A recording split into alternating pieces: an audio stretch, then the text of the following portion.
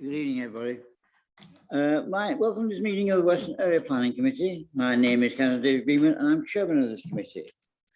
Now, before we start tonight, I'm sure that everybody's now realised that we've lost Councillor Roger Brishan. A very sad event. He was, I think at the last meeting I did advise everybody he'd been taken into hospital and he had leukemia. Unfortunately, he didn't respond well to chemotherapy treatment. And on Sunday, he was taken off the treatment. And of course, he passed away yesterday. So as a mark of respect, he's a very helpful person, helped help anybody in this life. And he had a disability in that from a road accident some years ago. So but despite that, he gave all for public service and he made many useful contributions to this committee. Could we start today by having standing for 1 minute silence as a mark of respect, please? Thank you.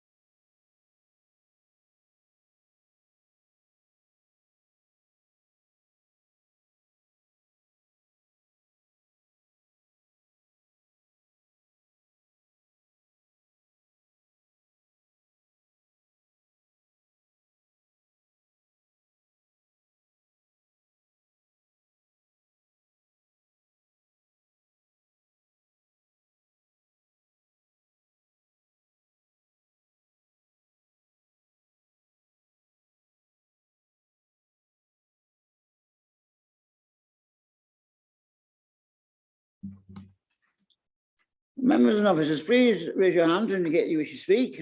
Please keep your microphone on mute when you are not speaking. And please can I also ask that any questions are kept brief and to the point. We'll be timing your speeches this evening and an alarm will sound when you've been speaking for 4 minutes. Right, can we start with the agenda? First of all, apologies for absence and substitutes. Any apologies, Kim? Thank you, Chairman. Yes, we have apologies from Councillor Simon Deere and Councillor Jerry Hyman is substituting due to the loss of Councillor Blishan. Thank you. Thank you very much. Minutes of the last meeting. Can we approve the minutes of the last meeting held on the 12th of October and posted on the council's website? This is correct. Declarations of interest. Any declarations of interest received from members?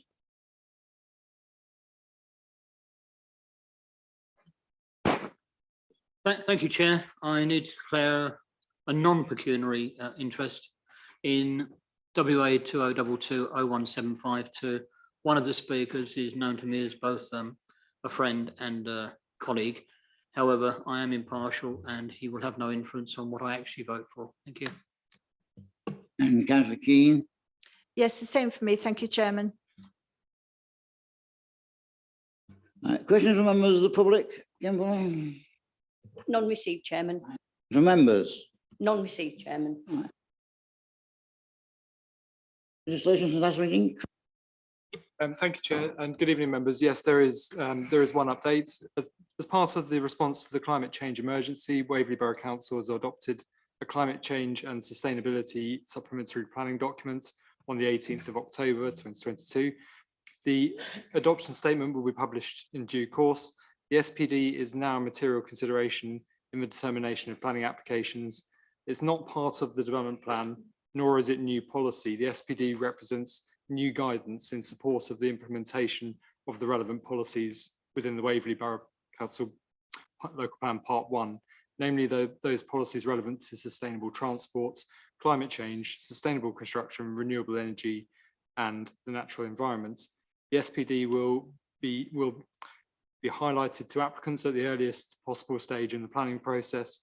Applicants will be required to demonstrate how the SPD is considered at pre-application stage if relevant and complete a checklist for submission with any planning application with details of the measures considered and reasons for the measures included in the proposed scheme. This information will form the assessment against the SPD guidelines in the relevant development plan policies. Thank you, Chair. Thank you very much. Well, we'll move on to the main items for tonight's discussion, and the first one is, they're all open to public speaking. First one is WA 2022-01752, the land at Chapman House, Medway, Hazelmere, GU 271NN, which is the erection of an extension to the building and roof to provide 4 additional dwellings with alterations to the elevations and associated landscaping. Philippa, to present, please. Philippa. Thank you, Chair. Good evening, members. I'm just going to share my screen, hopefully.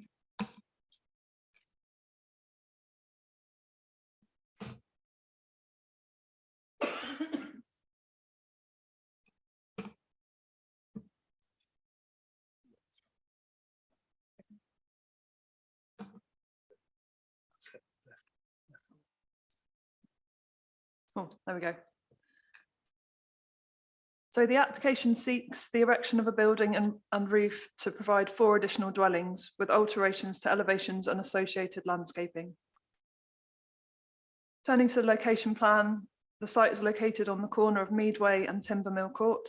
It comprises a 2-storey former office building with a long, narrow single-storey projection and car park. The surrounding area is predominantly residential, a short walk to the shops and services of Way Hill and Hazelmere more generally. The site is accessed by vehicles and pedestrians via Timbermill Court, but some parking exists perpendicular to Meadway. The site is relatively flat with little in the way of landscaping or vegetation.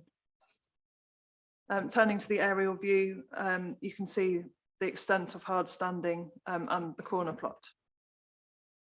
So a few photographs of the site. This is taken from the west looking up Meadway, showing the hard standing and the existing building. This photograph is taken from the northwest, slightly further along Meadway, showing the front elevation of the building. This is showing the rear of the building and the car park and the single-storey projection. This is showing, it was taken from the north, showing the boundary with the dwellings to the north of the site. This is taken from the northeast, looking at the same elevation of the building. And this is taken from the west, again, looking at the single-storey projection and the car park. So turning to the site plan, the application proposes the partial demolition of an existing adjoined storage building, which is here. The alterations and extensions to the existing roof to provide an additional part storey and the erection of a 2-storey extension to provide 4 2-bed residential units.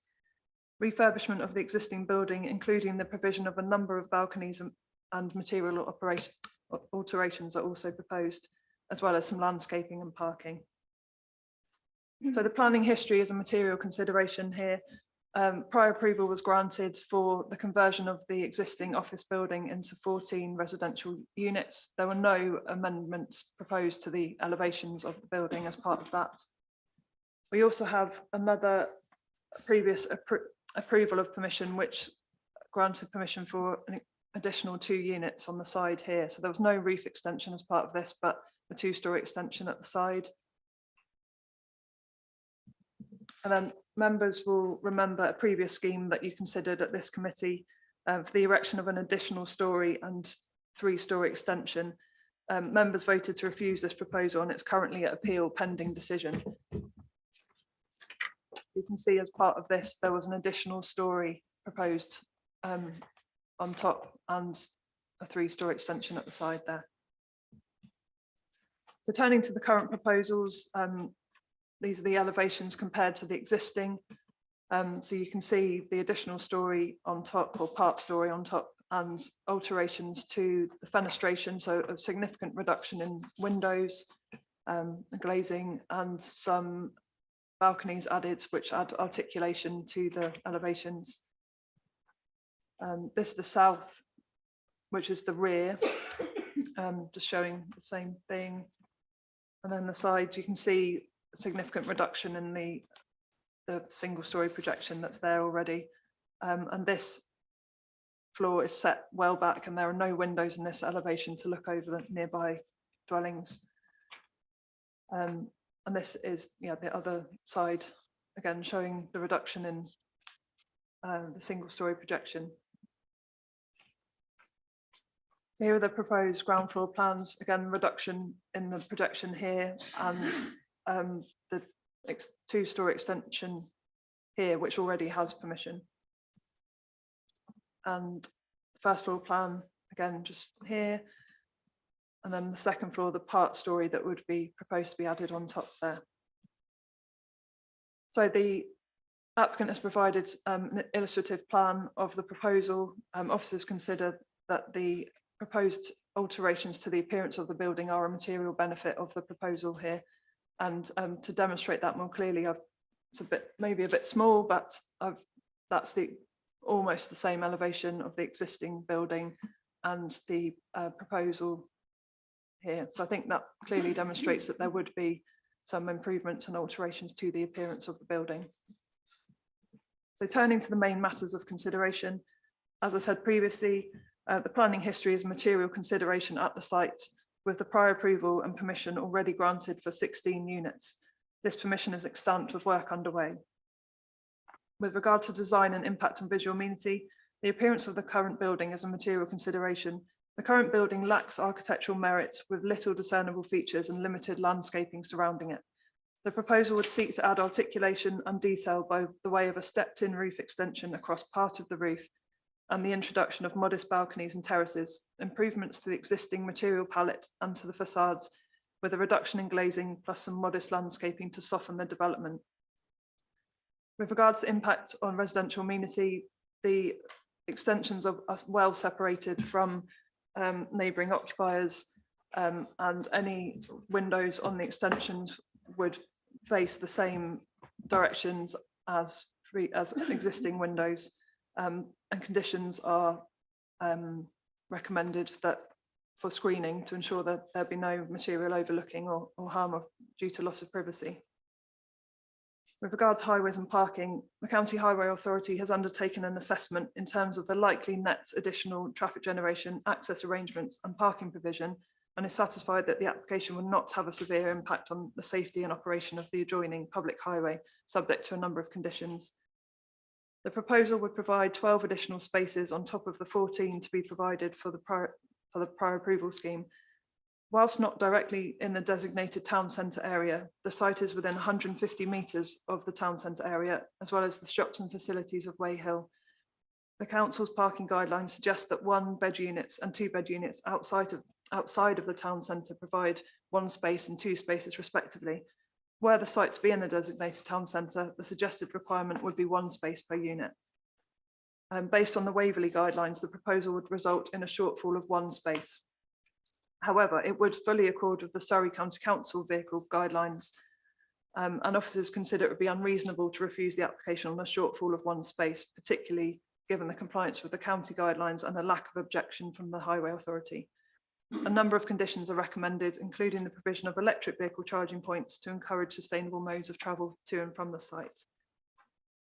With regard to trees, whilst there are no trees within the application site, there are 2 mature oak trees on the northwestern boundary, which are sited outside of the site.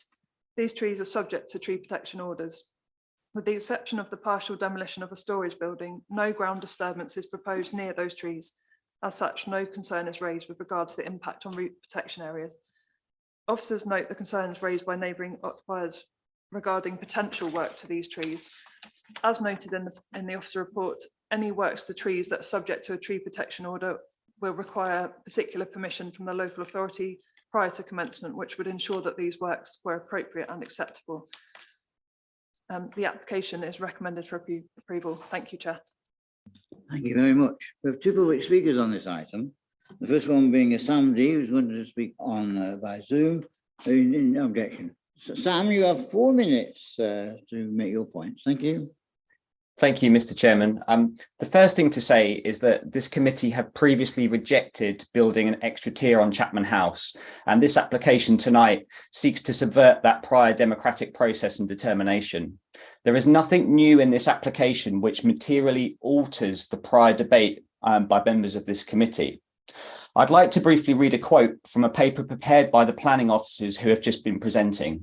It reads, "By adding a further story to the existing 2-storey building, the proposal would add significant bulk and mass to an existing large, bulky building, which would, as a result, appear unduly prominent in the street scene. This would result in harm to the visual amenity of the area. There are no other buildings of such a design in the immediate area, and the proposal constitutes a missed opportunity to improve an existing ugly building through its proposed redevelopment. Now, that paragraph, Mr. Chairman, was included by officers in a submission for the Planning Inspectorate to defend this committee's prior decision to reject an extra tier. In my view, members should be furious that officers are here this evening now making a further recommendation for approval of an extra tier on Chapman House, while they are concurrently arguing at taxpayer expense that an extra tier on the building should be rejected. The planning department is publicly conflicting itself while tying this committee in knots.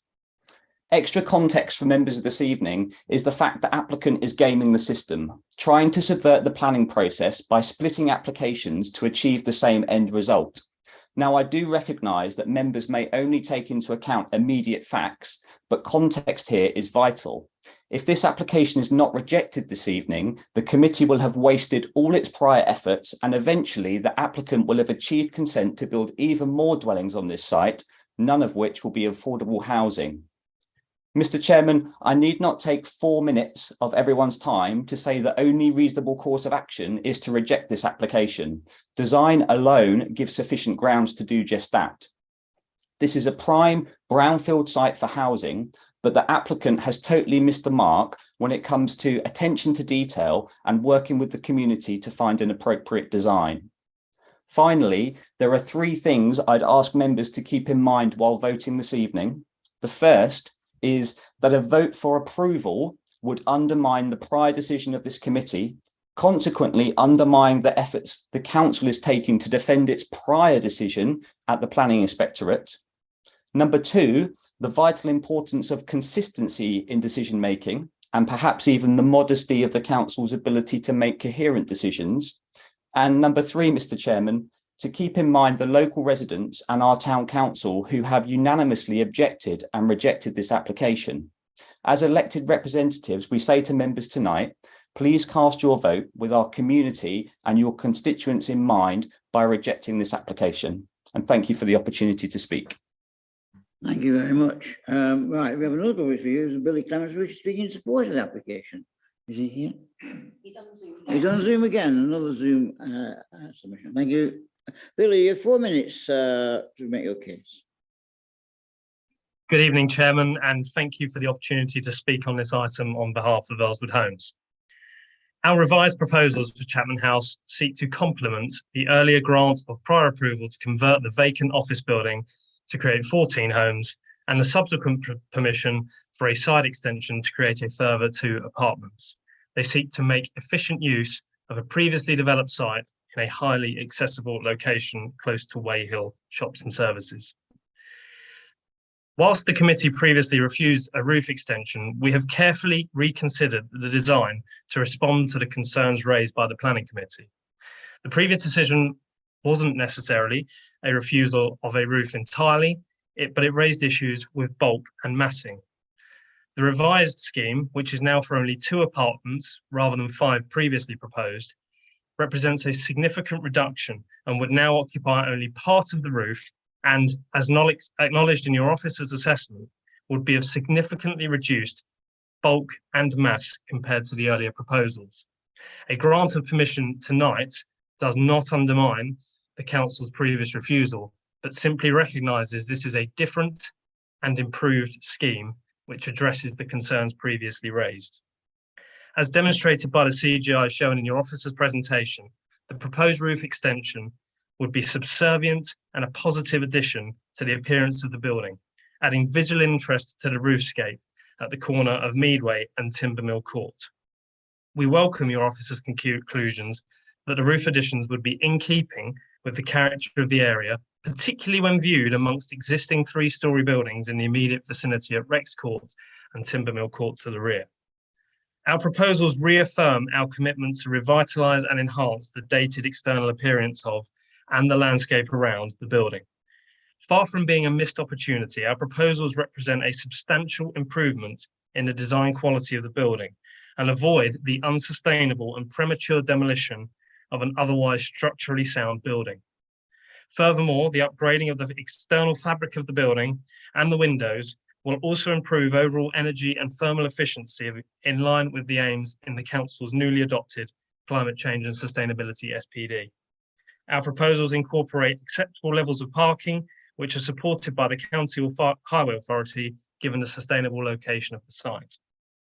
As accepted in the previous schemes on this site, our proposals would not give rise to harm to the amenity of neighbouring properties, and the changes to the design of the roof, particularly the reduction in the number of units and its extent, give further assurance that there would be no impact on neighbouring properties, particularly those closest on Lyme Mead. We recognise that developments within existing residential areas such as this are incredibly sensitive and understand the views of neighbours and locals. However, we firmly believe that our revised proposals address the concerns previously raised and balance the pressing need to make efficient use of previously developed land with the important aims of responding to local character and preserving the amenity of neighbours. The application of the tilted balance, given the council's land supply position, only adds further weight to the balance in favour of this application. We therefore hope that you'll be able to support your officer's well-considered recommendation to grant permission and support us in breathing new life into this now vacant office building for years to come. Thank you. Thank you very much. Right, Delvin, do you want to come back first? Yes.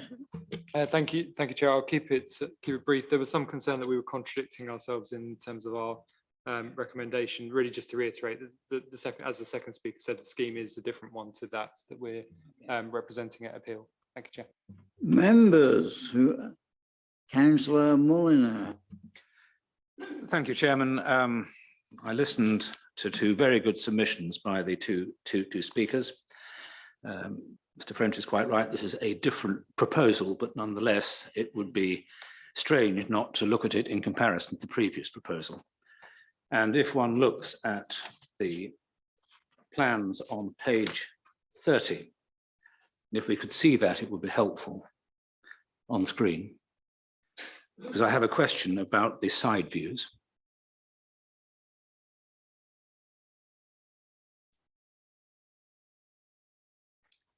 It's actually, can you actually put on screen what is shown on page 30 of the pack, please? Not quickly, but I can do that. Certainly, my initial reaction is that although the applicant has quite clearly reduced the amount of massing on the third floor, they have not removed it.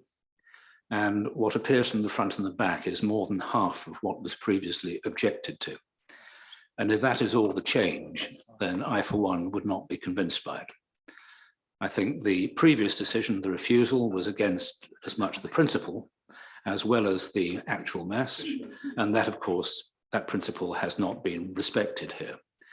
I fully accept it's a different application. It's not quite as obvious as the Monk Hill applications, which were complete copies of each other with an appeal outstanding on the first. And the view that the Joint Planning Committee then took was that we should leave it to the planning inspector to decide and not try and preempt his decision by approving the second identical application. Now, this application is not identical, but it's very similar.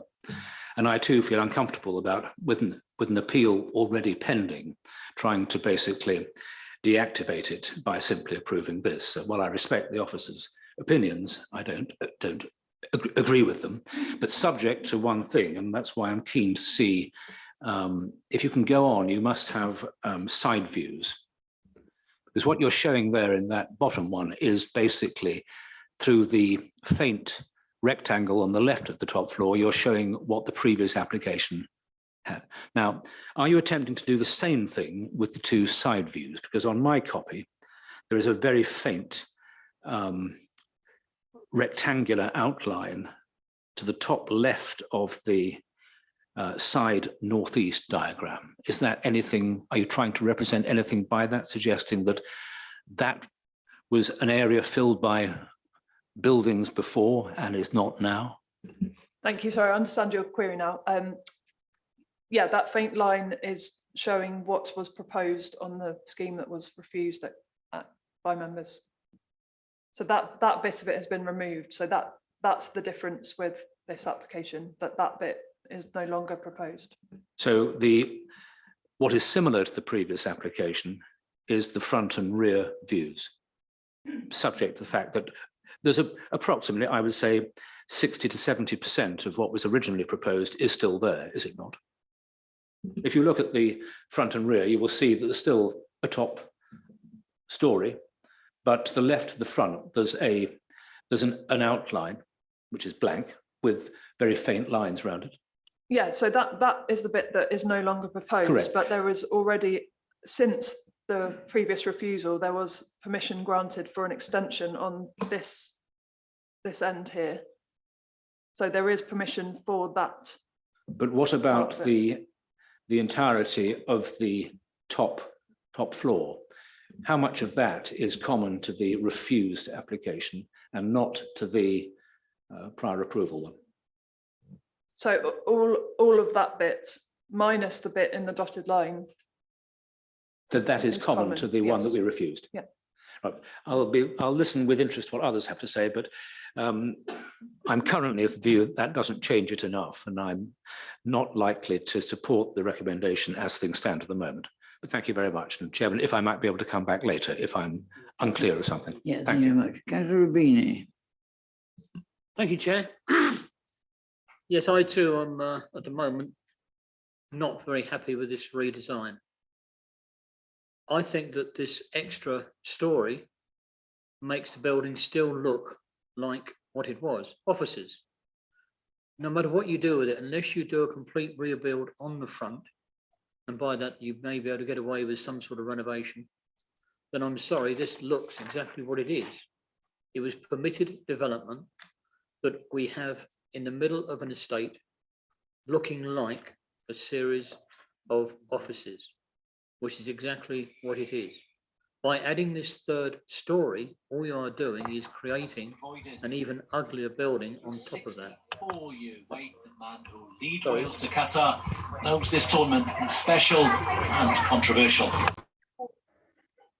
Yeah, all right. Thank you. Okay. Okay. Luckily, I didn't hear what he said. Where was I? Oh, yes, right. So one of the other things that everybody here knows I bring up time and time again is about affordable housing. Unfortunately, what some developers create is a series of flats or houses and then add to it to, if I say avoid, not have to put affordable housing on it. And I am again concerned that they don't come in with that one application with affordable included. I am the ward councillor for the area, and there is no doubt the community do not like this building in its present design. So as far as I am concerned, I believe it is overdevelopment in that site still. The design that they put forward now is still materially very similar to the one that we refused last time. And of course, I do not believe that it should be allowed. Thank you. Councillor Edmonds. Thank you very much, Chair. Having listened to all the information and what's been said, and currently looking at Local Plan 2002 Policy D4 and Design and Layout, I can only support the Hazelmere Town Council in their objection, so I would be objecting. Thank you. Councillor James and Councillor Coburn. Councillor James. Thank you, Chairman. I come from a slightly different angle. As it's allowed to be occupied as residential as it is, which is totally unattractive, this application and the previous one, which it wasn't a unanimous decision last time, actually makes it look slightly better than it is at the moment. It's got some balconies, and the top floor actually makes the long flat roof slightly more interesting. Other people disagree, but I think it's slightly more attractive. And so I have got no problem with it, Chairman. But if others agreed with me, I've got a slight concern on the conditions. I'd just like a bit of confirmation on condition 13, which is on page 26 of our agenda. It says prior to occupation, there's a requirement under the local planning authority that 110 litres of water per person have to be approved. Now, we know in Hazelmere from previous applications that that doesn't always happen because Hazelmere has, I think, a slightly different water end to it than most towns and villages, and it doesn't have water. So would the local planning authority be legally responsible when there's no water in Hazelmere? Or would the owners of the flat be legally responsible? Or would Thames or Southern Water, whoever it is, be legally responsible? Because I'd hate Waverley and any decision that any councillor's made here to be legally responsible that there's no water when planning permission's given.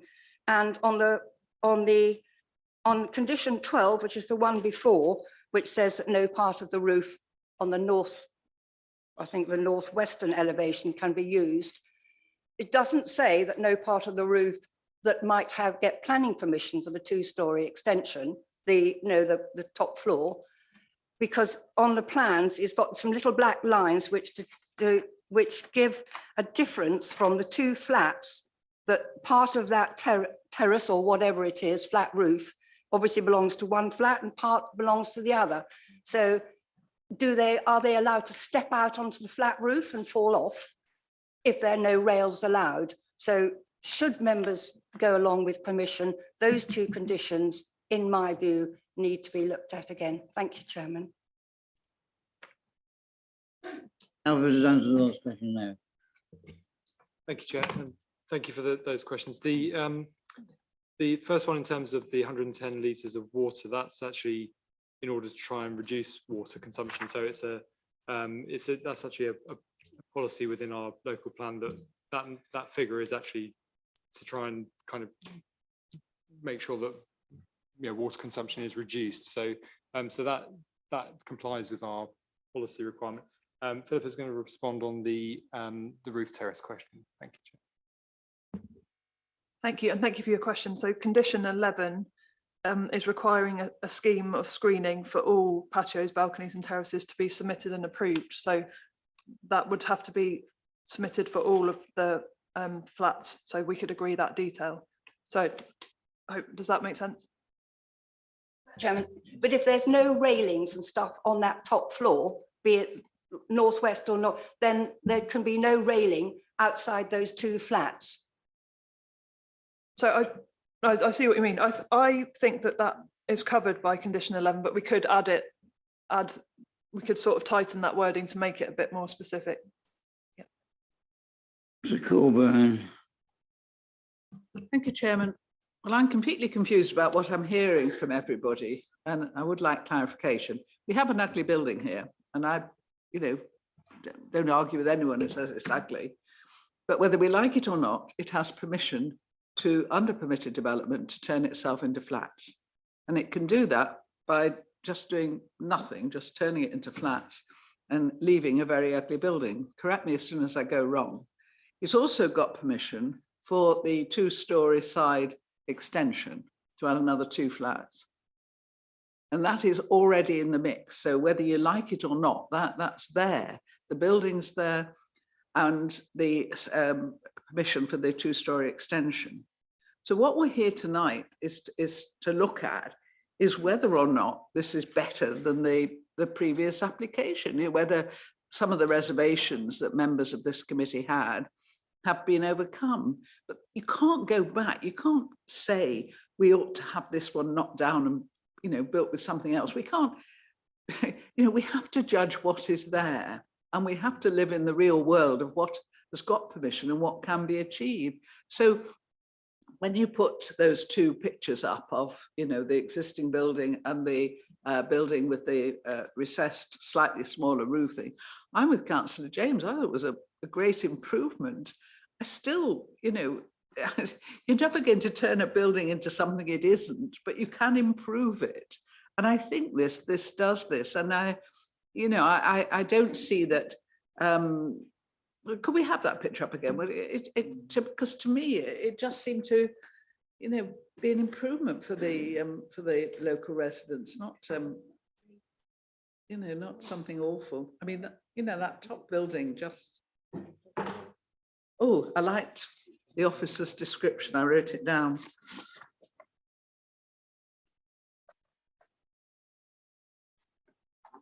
lacks architectural merit was the polite way of putting it. And I thought that's what I want to say. I mean, that building, you know, it's typical of its time and to me lacks all architectural merit. Whereas the one on the left, and I know it's CGI and all of that, but I just think it's better. And as it's got permission already to do the 14 flats and the 2-story extension, I think it would be unreasonable actually to turn it down for the improvements, but that's up to the rest of the committee. Thank you. Councillor Keane. Thank you, Chairman. Well, I too am a member for that area. And you have to see this building in reality to understand the ugliness of it, quite frankly. It's almost like a carbuncle in the area because it does not sit very kindly with any of the buildings around it.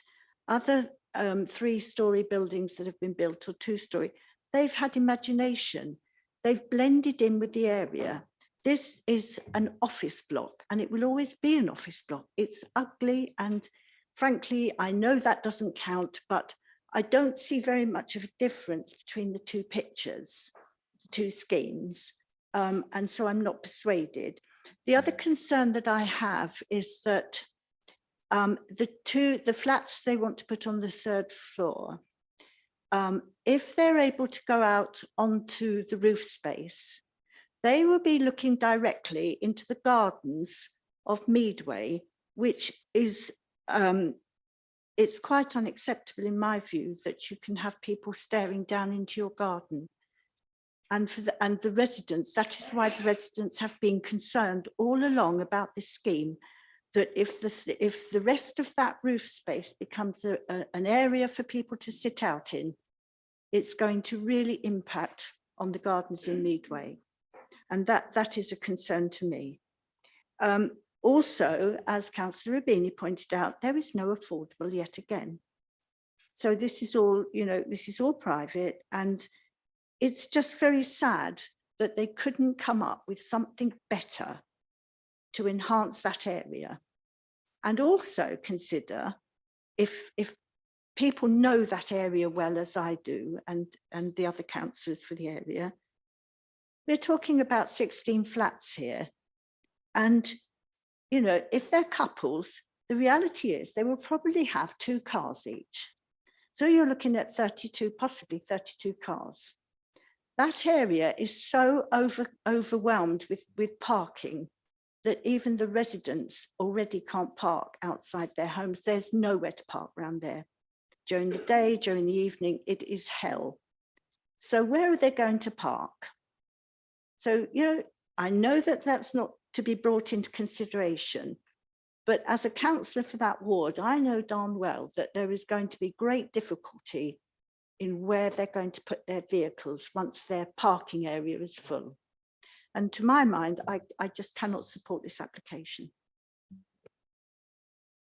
Well, Thank you, Chair. Just one point of clarification in terms of the affordable. There's been a couple of mentions of them not providing for the affordable. The prior approval wouldn't have been something where we could have sought affordable housing on. So the first 2 floors you wouldn't seek it, and this application for the 4 units wouldn't trigger.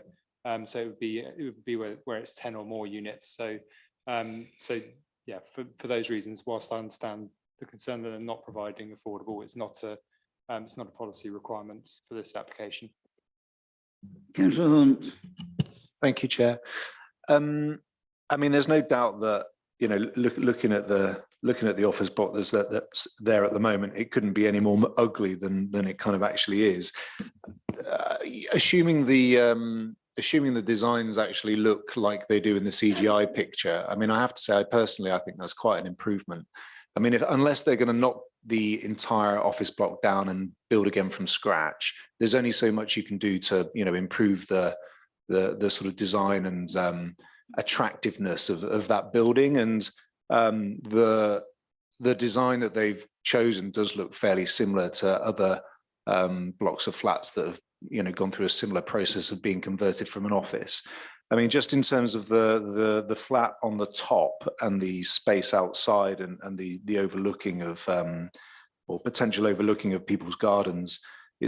From the plans, it looks as though there's a narrow terrace, I think, going around the, what presumably is like the penthouse, if you like, on the top, to give them a degree of outdoor space. But it doesn't look as though there's a large space for people to gather and use the rest of the roof for sort of public space or space for the people that live there. So I guess in terms of a design, I mean, from my perspective, I actually don't mind it. And I think that there's not much more they could do to that building to actually make it more attractive other than pull it down. So at the moment, I'm kind of inclined to vote for it. Thank you. Any other councillor wishes? Councillor Hyman and Councillor Neil. Yes, I was trying to work out what it was that is in my head, what building I can remember that it looks just like, and then I've realised it's every other office building. So, and I can't argue with the that it doesn't make it look better. Of course, it makes it look better. But yes, I mean, I think my initial reaction was this is it's a good thing. It's far better. But from having listened to what's been said by the local members who know that building far better than I, it's a long time since I've been leafleting around that area, 15 years or so. So I can't remember exactly what it's like. It should never have been granted in the first place, should it? The three wrongs don't make a right, is the problem I've got in my head at the moment. I like the word refenestration, but I don't think it delivers. This was permitted development, and because it's within the catchment areas of the spas, it should have been objected to strongly and should never have been built in the first place, but it wasn't, and that's history. And the second one, the change, that again should have been objected to on those grounds because there was no mitigation offered. I checked quickly, and it says, well, there isn't any mitigation proposed. It just says due to the availability of the alternative recreational opportunities in the area, which is completely contrary to the principle of that Natural England and others have established for the heath. So existing provision, existing green space isn't sufficient. Otherwise, people wouldn't be going to the heath. So we can't argue that it's already sufficient. Now. Yeah, the second one shouldn't have been granted. This third one, are we going to make the same mistake again and grant it again without any mitigation? And but if we don't, we've got an appeal pending. I don't know where at the moment. I am so confused by this that I can't vote in favour because I know that in the absence of any mitigation, it is unlawful. But I don't want to end up with something worse. And I just do think we're between a rock and a hard place here. As I think I'm going to have to vote against it on the basis that that it is, we've got the planning rules changed in our favour and the balance in our favour because there's no mitigation, there's no appropriate assessment. Because there's no appropriate assessment, the tilted balance doesn't matter. The tilted balance is not engaged, and the presumption in favour is not engaged. That's from paragraph 182 of the MPPF. I've got to stress that means, because I've been stressing it for the past 2 days in an appeal, that in that situation, the 5-year housing land supply makes no difference. It's irrelevant because the tilted balance does not apply. That's going to be the same with the next application in front of us, sure, and 2 next to. So I have to vote against this. I can't make a third wrong, even though it might not be the best thing in some ways. I just think I'm going to have to go that way. Thanks. Councillor Neil. Thank you, Chair. It's a tricky balance, this one, listening to other members here. I'm inclined to think that it's a much softer looking building as a potential residential building than the existing office building, which seems to be very favourable to me. And I take note also, as Councillor Coburn did, that there's already a principal approval to this type of conversion of the building. So I think I need to take that into account. I'm a little bit perplexed about what's happening on the roof area, because having it now covering half instead of the whole in a way unbalances it, but at the same time, it reduces the bulk. So it'd be interesting to see how the one under appeal goes against this one. I'm not quite sure how to confront that situation.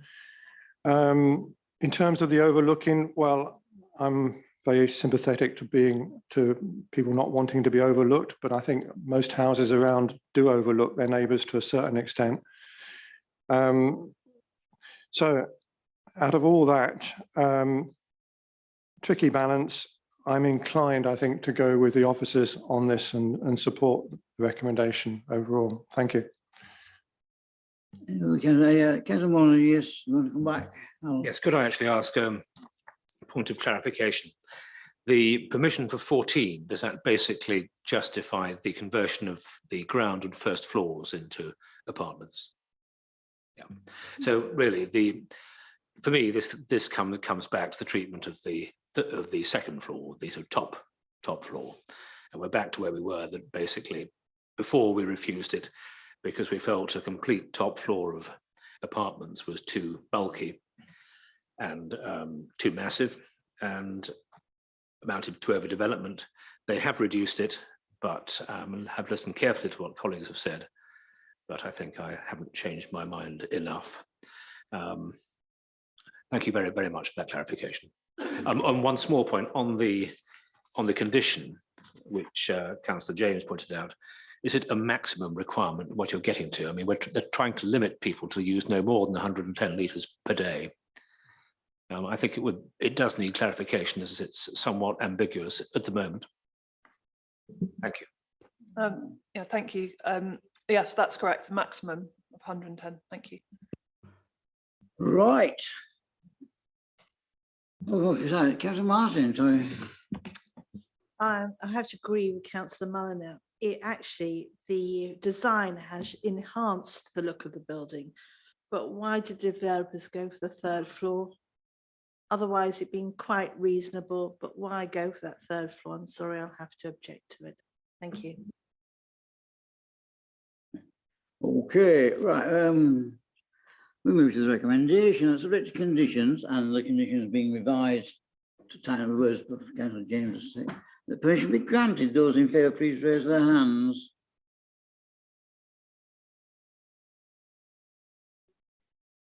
Those again.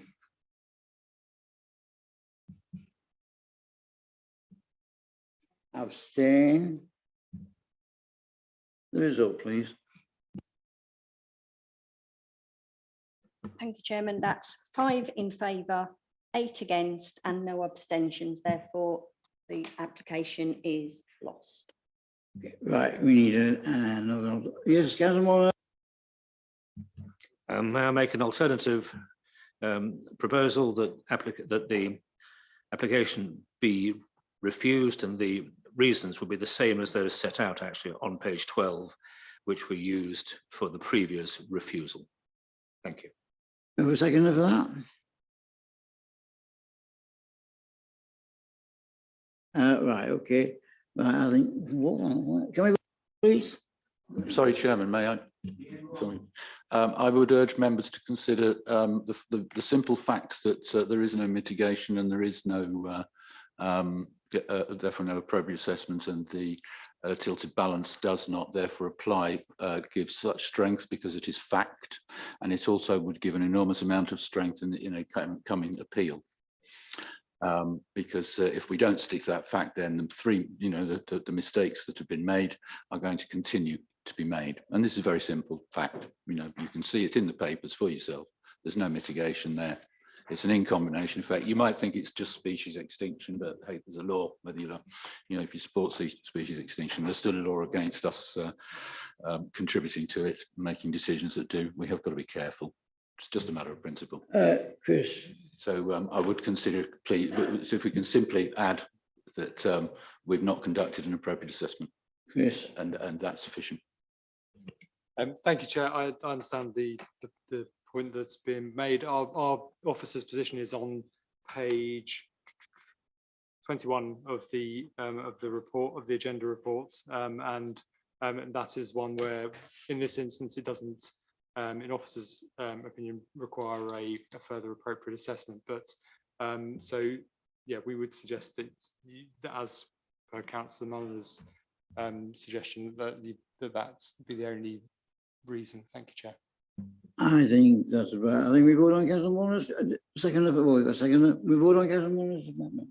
Those in favour, please.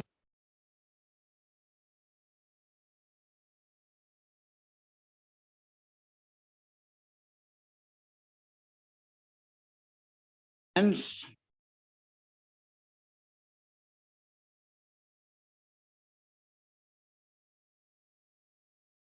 Abstain.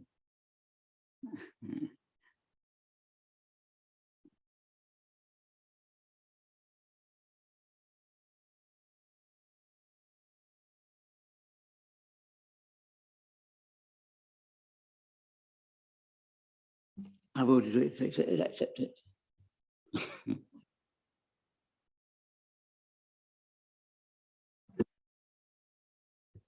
Thank you, Chairman. So that's 7 in favour, 2 against and 4 abstentions. Oh, that application is therefore lost. Right, we move on. WA 2022-01621 land west of and opposite Old Compton Lane, Waverley Lane, Farnham. An outline application for the erection of up to 146 dwellings with all matters reserved except for access, together with the provision of suitable alternative natural green space, sign and other open space, parking and infrastructure and landscaping. Kate Edwards to present, please, when she's ready. Thank you very much, Chair. We'll just bring up the presentation. Whilst we're doing that, and prior to me starting the presentation, I would just like to talk members through the update sheet which was provided, and I also have a few further verbal updates as we've received some further representation since the update sheet was provided. So the first matter in the update sheet is that we've had further comments from the council's tree officer with regards to the impact on ancient woodland. I'll show you when we get through to the slides, but there is an area of ancient woodland which adjoins the site. And effectively, because of the scale of the scheme, we think it's likely when we get to the reserve matters stage that they'll need to provide a buffer to that ancient woodland that is slightly larger, around 5 metres larger than the standard buffer of 15 metres for ancient woodland. But we're satisfied as a team of officers that that is something which can quite reasonably be accommodated when the detailed layout comes forward at reserve matters stage. And then on the update sheet as well, in line with the further tree officer comments, there's recommended amendments in effect to the recommended tree protection conditions, which are conditions 37 to 41. So the amended conditions are provided there within the update. And then the final matter on the update is just in relation to the new Sustainability and Climate Change SPD, which Chris mentioned earlier as an update. This effectively requires developers to, as a validation requirement, provide a checklist demonstrating how they would provide energy use reductions and enhance climate resilience within schemes. So I've just recommended an additional formative there for this application, and just advising the applicant that's the fact, and they would, notwithstanding that that document wasn't live when this application was received to outline, the applicant would still be required to respond to that at reserve matters stage. So that's the published update sheet. I also have a verbal update, which hopefully members will have seen when you came in there next to the nameplates. There were hard copies. So this is just comments with regards to 6 additional representations with which we've had in over the last few days. So the representations raise a number of issues, many of which are within the report which has already been published, but there are some further points which I'll just talk you through now. So one of the points is there's no pedestrian access from the northern or southern fields into Farnham. And then I quote directly from a representation that said there's a sewage drainage field in the verge serving 54 Abbots Ride, and the drainage field is subject to building regulations stating that the field cannot be used for access. In terms of the submission, the application plans indicate that that land is owned by the Highway Authority. Representations also raise concerns regarding bats, including through light generated from the scheme. There were comments that because the surrounding plots are larger, it would be out of character. And then there are some detailed comments on the biodiversity net gain information, which the applicant has recently submitted for the site, which refers to a habitat bank where habitat units would be provided off-site, and it queries where that would be, as well as querying the impact that that would have on the local environment, and querying how the biodiversity net gain would be secured. The comments also stated that we should seek to secure a 20% net gain. Further comments were received with regards to historical species surveys, and the fact that over 200 objections have been received, and this should carry weight in the planning assessment. Comments were received stating that the following on from a representation received from the NHS Trust Royal Surrey, stating that local people may be put at risk if contributions are not provided by the developer. And my comment on that, my officer comment on that, is that the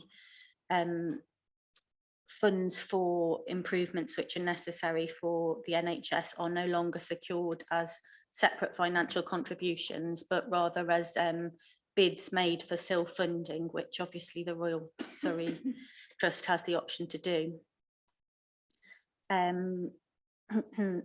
Comments were also received regarding the Education Authority, and there were objections from SOFRA and the Bourne Conservation Group.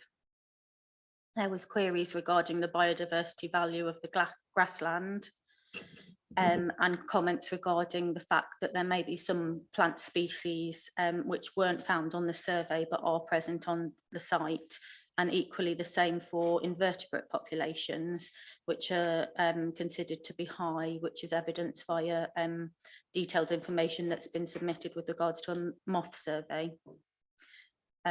Comments relating to mature hornbeams not being included in the tree survey, and that there may be dormice present on site as they've been found within 1 kilometre.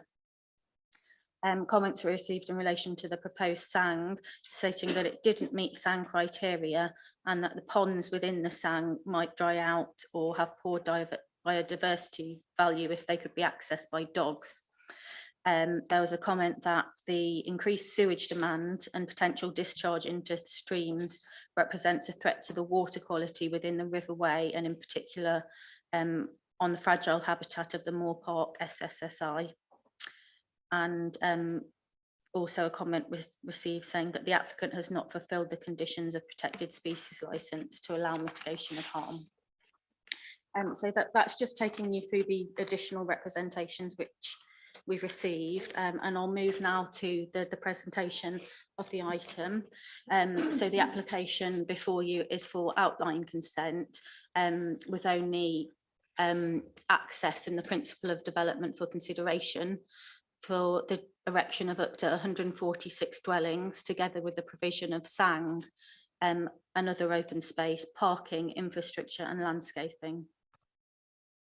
So here we can see a location plan for the site with Waverley Lane running through the centre of the site, and Old Compton Lane adjoining to the east and north of the site. You can see there's a projection out there to the north within the site area, which is where a proposed pedestrian link to Old Compton Lane would be provided. And you can see here to the west is the Abbots Ride, which is an existing street with residential buildings to either side. The southern part of the site is formed by 2 fields, the smaller of which would be predominantly utilised for housing, and the eastern larger field is where the sang is proposed. So moving now to look at some photos of the application site. The photo you can see there to the left is of Waverley Lane itself. So you can see that it has hedgerows to either side, which form the front boundaries of the 2 sections of the application site. And the photo to the right there is of the northern field, looking towards the Old Compton Recreation Ground, which is a wooded area. As you can see, this northern field is relatively flat. And then the photo to the left there is looking to the west within that northern field. And the photo to the right there is of the existing public right-of-way footpath, which runs between the 2 fields to the south, which are within the application site. So that's existing and is proposed to be retained.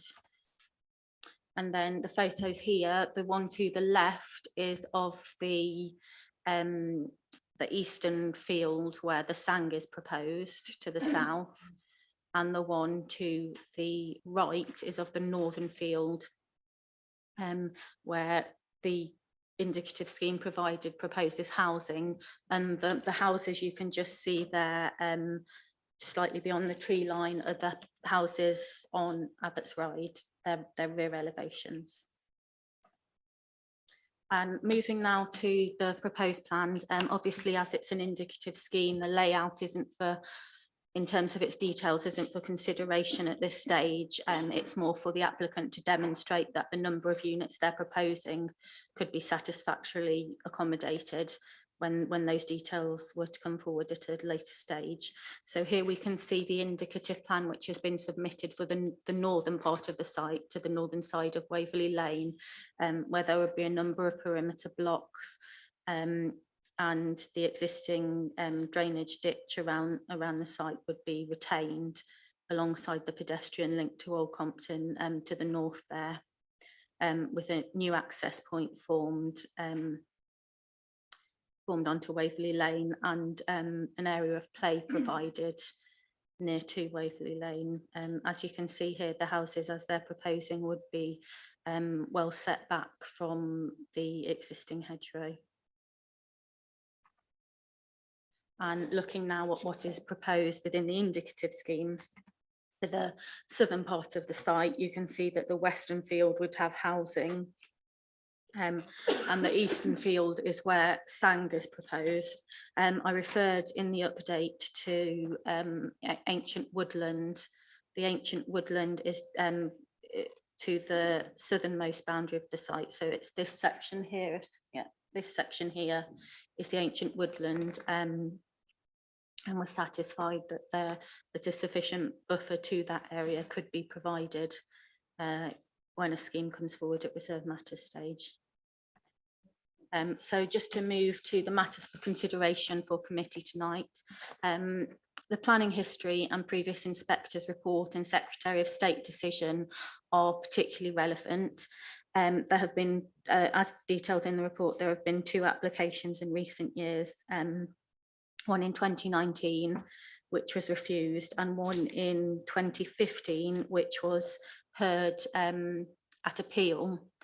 In relation to that decision, the inspector prepared a report for the Secretary of State to make a final decision.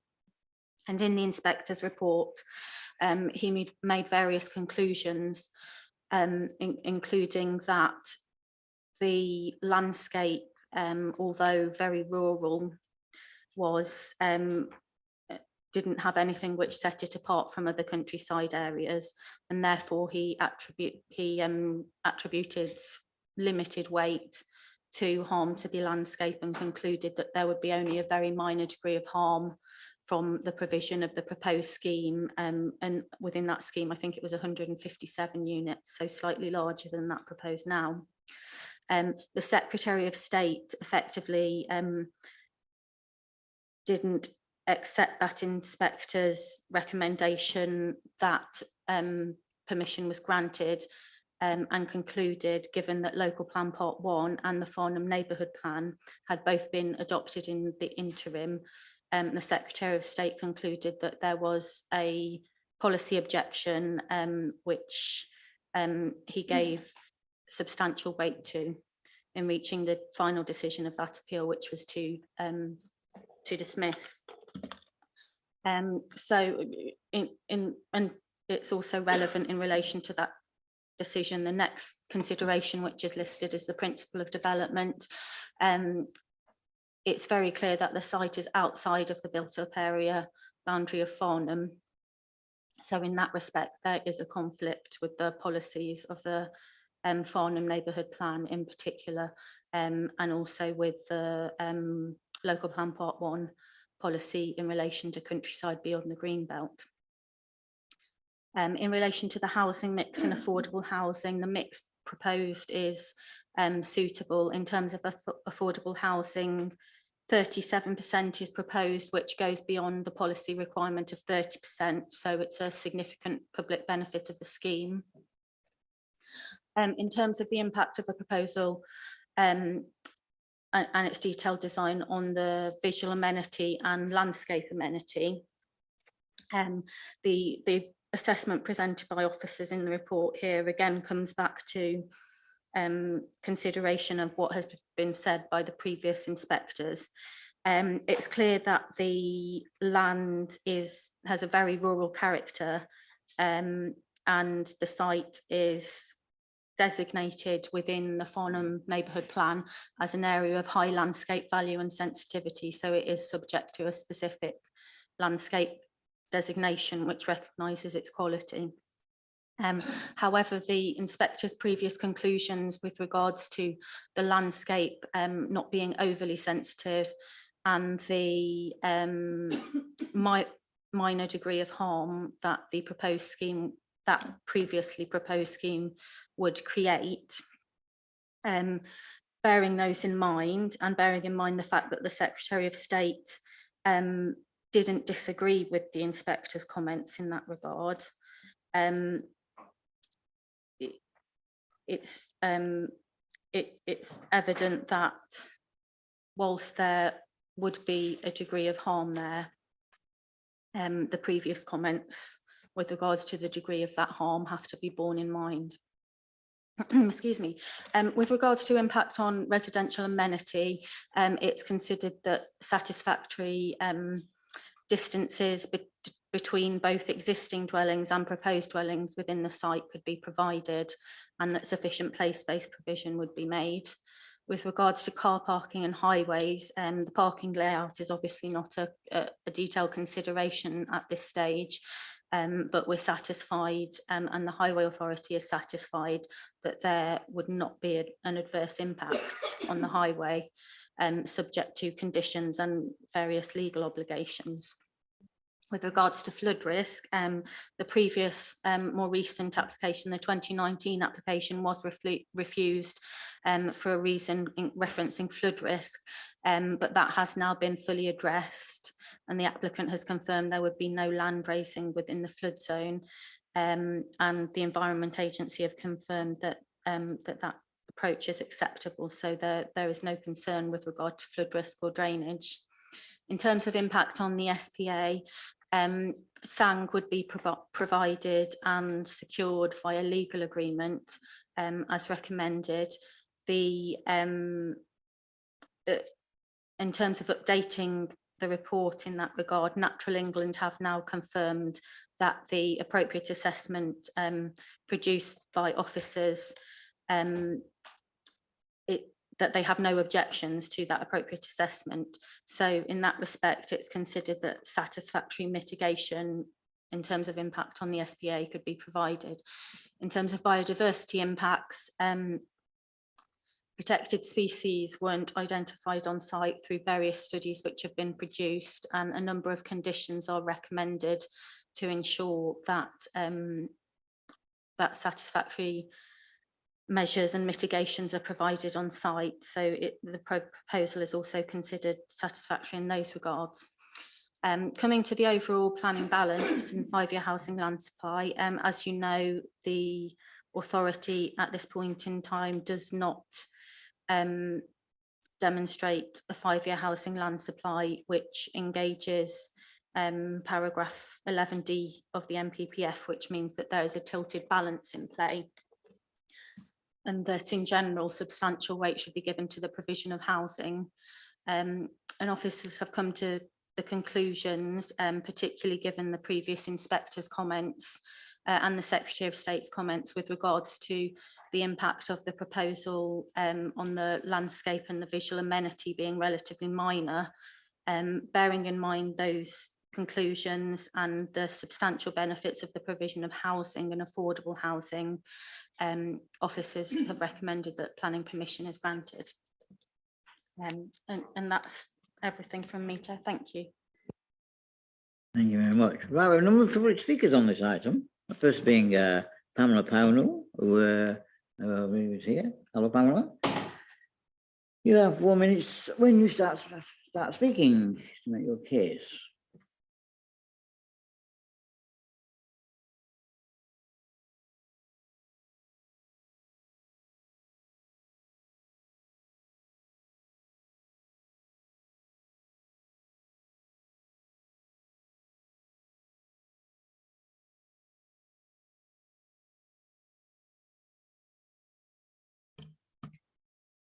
This is the 5th attempt by Waits to develop this site, something which in any normal commercial environment would be deemed vexatious.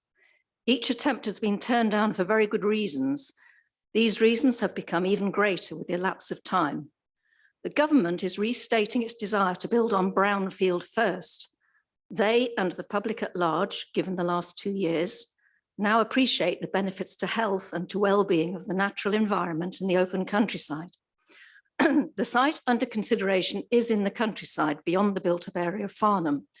Both Farnham and Waverley councils have planning policies to protect the countryside. What has changed since the first application in 2014 is that Farnham has a neighbourhood plan. It was agreed by Waverley that Farnham should select its own sites for development. This has been done, and this site is not one of them. Farnham will provide over 8% more houses than Waverley asked for, and it looks as though the LPP2 inspector doesn't require any more sites than already planned. So there's no pressure to agree to more sites in Farnham. In the Farnham design statement, Waverley Lane by the Fields is described as the green corridor to Farnham. It's a narrow lane with high hedging and trees on each side, the classic idyllic Surrey scene. This proposal would have a detrimental urbanising impact on the countryside. 2 access roads and 4 pedestrian entry points cut into these old hedgerows. Pedestrian crossing markings on the lane, speed warnings and speed roundels, even markings on the lane each side for bus stops for what Waits describes as a regular bus service, but there are no buses after 6:30 at night and no buses at all on a Sunday. This is the countryside after all. What has also changed since past planning applications is the mounting environmental evidence. The Farnham Landscape Character Assessment of 2018 designated the site of being of high landscape value and sensitivity. It's a hillside location, sloping down to the Bourne Stream, a tributary of the River Wey, and a biodiversity opportunity area. It's also a zone 2 and 3 flood risk. There is woodland, extensive areas of trees protected by TPOs, borders of ancient woodland, veteran trees along the public right-of-way bisecting the site. The latter feature is not acknowledged by Waits, even though veteran trees deserve the same protection as ancient woodland. To build here would show a cavalier attitude to protecting the beauty of our countryside. There's an abundance of wildlife on this site, many species of which are protected under law. For example, Waits identified 25 species of birds on this site. The answer to this abundance of wildlife, though, is mitigation, mitigation, mitigation. We have a SANG to mitigate the impact on ground nesting birds. Mitigation for badgers? Well, who knows? The entire section of their report was redacted in this respect, but we presume there are badgers there because there were before. Slow worms. The mitigation suggestion is pick up the slow worms from their hedge habitat, move them somewhere else and mow their original field many, many times so they won't come back. Bats, lots of them. Bats are very sensitive to light. As mitigation, weights suggest installing low-level lighting on the roads on the estate. But what about the lights from 146 houses? And what about the headlights from 319 cars? Mitigate, mitigate, mitigate. There comes a point when there is such a long list of things that need to be mitigated against that you realise this is not a suitable place to build houses. Policy NRM 6 and the Wildlife and Countryside Act 1981 say when it comes to protected species, before mitigation is even considered, you have to ask, is there an overriding public interest for development of this site? No. And are there alternative sites? Yes. This is a gesture, not a solution. It's a bit like saying sorry when you don't really mean it. Thank you for listening. Thank you very much. Right, the next one speaker is Asher Ross. Is he here? He's on Zoom. Ross, you've got 4 minutes to make your case. Thank you. Thank you, Mr. Chairman. This isn't the first application on a greenfield site that's been recommended for approval by officers that you've had to deal with recently. In all other cases, this committee has gone against officer recommendation and refused consent, but I want to set out in my 4 minutes why in this specific case you should go with your officer recommendation and approve this application. You've only got one row this evening. The decision has to be made in accordance with the development plan unless material considerations indicate otherwise. And I'm not contending that this scheme accords with the development plan, neither does the officers. But I think it's clear that there are material considerations that indicate that in this specific case, the development plan should not be followed. And I'm going to set out 4 reasons for this. Firstly, the housing, land supply and affordability challenges in Waverley. Waverley is the 4th least affordable location in England. And this is a shocking position to be. And you councillors this evening can do something real about it. This scheme will deliver first homes. It will deliver a level of affordable housing way above the requirement in your local plan. It will deliver low rent accommodation below the 80% target set out in the NPPF. This is a significant material consideration in favour of the grant of consent. Secondly, while this site is within Farnham and its neighbourhood plan, the sites aren't delivering. And you'll hear about the Farnham neighbourhood plan, its allocations. But no new houses are being delivered on Coxbridge Farm. Woolmead is still not delivering. The council itself has accepted that 150 units in centre of Biddies Park are not deliverable. This site will deliver. Waits have got a fantastic track record of bringing sites forward in record times. Thirdly, this is a site where a planning inspector recommended that planning permission should be granted. And as the officer set out, the Secretary of State disagreed, but that was for 2 reasons. 1, the neighbourhood plan at that time had extra protection, and 2, the council could demonstrate a 5-year housing land supply. Both of these have fallen away, and therefore the inspector's recommendation stands before you as the approach that you should take. This is very important for you to consider. Finally, the only harm that was identified by both the inspector and the Secretary of State was very limited landscape harm. But as your officer set out, that was for 157 unit scheme. The revised scheme before you tonight has addressed those very limited concerns that both the inspector and the Secretary of State had, so that the effects of the scheme or the landscape is reduced even further from the limited harm that was identified previously. Councillors, you all have homes and all the objectors have homes, but your decision tonight will make a real difference to those people who are not able to access the housing market. Please listen to those who do not have homes rather than the few and the people who say that they do have homes. In these times of economic uncertainty, the employment associated with this development, the extra spread locally, the circa £4 million of community infrastructure, of which £1 million would be transferred to Farnham Town Council, must all be afforded significant weight. And I would say to you, councillors, the limited harm associated with this consent does not in any way significantly and demonstrably outweigh the numerous and weighty benefits, and I urge you to support your officers and grant consent for the scheme. Thank you. Thank you very much. Right, the next public speaker is Councillor Mark Merriweather, who's wishes to speak on behalf of Farnham Town Council. Mark, you have 4 minutes. Thank you, Chair. Yes, I'm speaking tonight on behalf of Farnham Town Council, and I commend to you the council's specific comments reproduced in the report.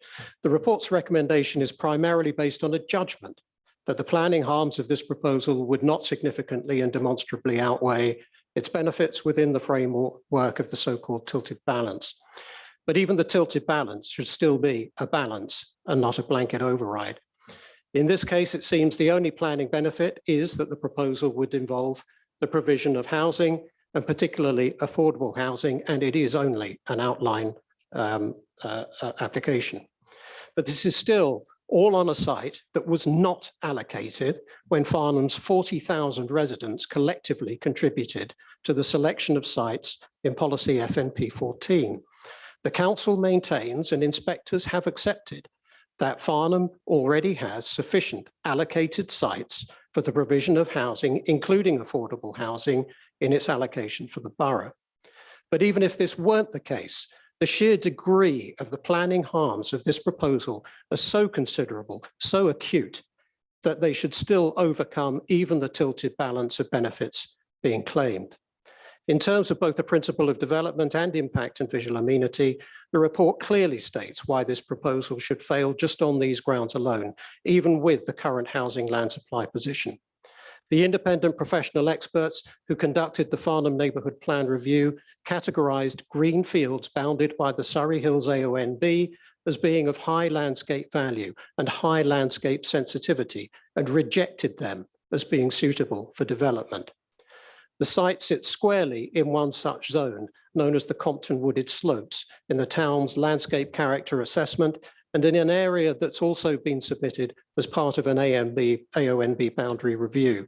Indeed, the site's southeastern boundary is already almost within touching distance of an existing AONB, and the priceless landscape of Waverley Abbey and its ancient yew tree, which has just been named the nation's tree of the year. As to planning history, there's also no evidence before you that demonstrates with sufficient significance that the current proposal has overcome the objections to the previously refused scheme and is even remotely acceptable in its own right, again, even given the current housing land supply context. So this proposal remains overwhelmingly contrary to FNP 1, FNP 10, FNP 14 and FNP 30. Turning briefly to highways, it's frankly incredible that the Highways Authority has no objection to this proposal. Surrey County Council has for years been struggling to cope with the town's traffic and pollution problems, and just for example, not least of which is local to this site at the western end of Waverley Lane, where it meets the infamous Farnham Station level crossing. Likewise, as to flood risk and drainage, it's astonishing that the local lead flood authority have also raised no objection, despite the prior refusal for a substantially similar scheme. And finally, as to biodiversity, while it is laudable that officers can apparently discount the comments from a consultee, it is disappointing that they've done so in this matter just for the objection from the Woodland Trust. Still, the report provides no adequate evidence that this project will provide any biodiversity net gain. And in fact, it provides no comfort at all that the proposal won't destroy a natural green space where flora and fauna is abundant, a space within the buffer zone of ancient woodland and on the banks of the Bourne stream. So members, on behalf of Farnham Town Council, can I thank you for your kind attention and ask that you refuse this application. Thank you. Thank you very much. Right. And now, of course, the final vote is Councillor Andy MacLeod, the ward councillor. You have 4 minutes now and 4 minutes afterwards, if you so wish. Thank you very much, Chairman. Chairman, I'm speaking as one of the 2 local members for Moor Park Ward, where the site is mainly located. But I will point out that part of the site is also in Bourne Ward. Now, you've heard already 2 very good presentations from Pan Powno on behalf of the local residents, and for Councillor Merriweather and part of the Town Council. And there's also, you'll also have seen the 242 objections from local people, which are summarised within your officer's report. So I'm not intending to try and go through all that again. There's no need to do that. But it seems to me that what the objectors have said amount to 4 main things. Firstly, this housing is not necessary, it's not needed, and it's not wanted by by people of Farnham or people in the local area. I will point out, partly in response to what the speaker for the development said, is that in fact, not only within Farnham, but very close to Farnham, in the 4 boroughs surrounding Farnham, Guildford, Rushmore, Hart and East Hants, there's something like 20,000 additional houses going to be provided as part of their local plans.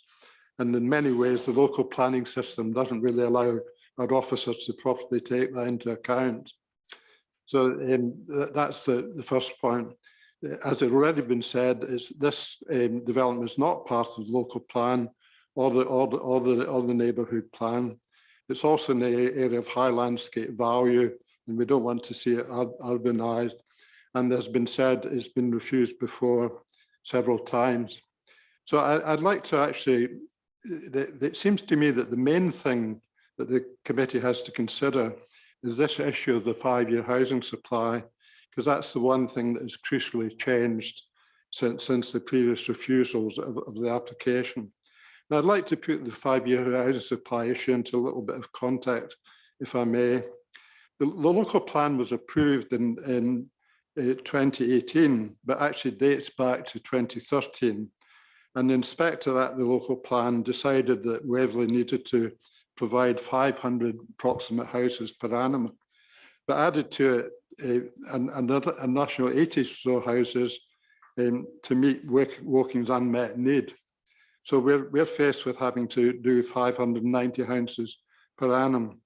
Now, I point out in the first 8 years of the local plan, the Borough Council has actually approved an average of 1,074 planning permissions each year, which is actually 182% of the requirement. But in fact, only 40% of these houses have actually been built, which is 75% of the requirement. And this really shows that this system is actually nonsense, in fact, and that it just doesn't actually work. And in fact, what actually happens is that the borough finishes up. And within our current 5-year housing supply, we're required to produce something like 892 houses. We're working within a system that just doesn't actually work. And I think that when we come to consider the actual, whether or not this should be allowed against this particular issue, I think when it comes to the appeal, we'll have some pretty good arguments as why the appeal should not be allowed. So overall, I would recommend to the committee that it refuses this application. Thank you, Chairman. Thank you very much, Councillor McLeod. Right, who wishes to kick off this debate? Anybody? Oh, flurry of hands. Okay. I read the officer's report, and one of the things I would like to question, why she thinks Waverley Lane is an urban feature when it's a road with no footpaths and with hedgerows on both sides. That's the start. And from the officer's report, it is evident that the proposal will fail to preserve the existing landscape of designated areas of high landscape value and sensitivity.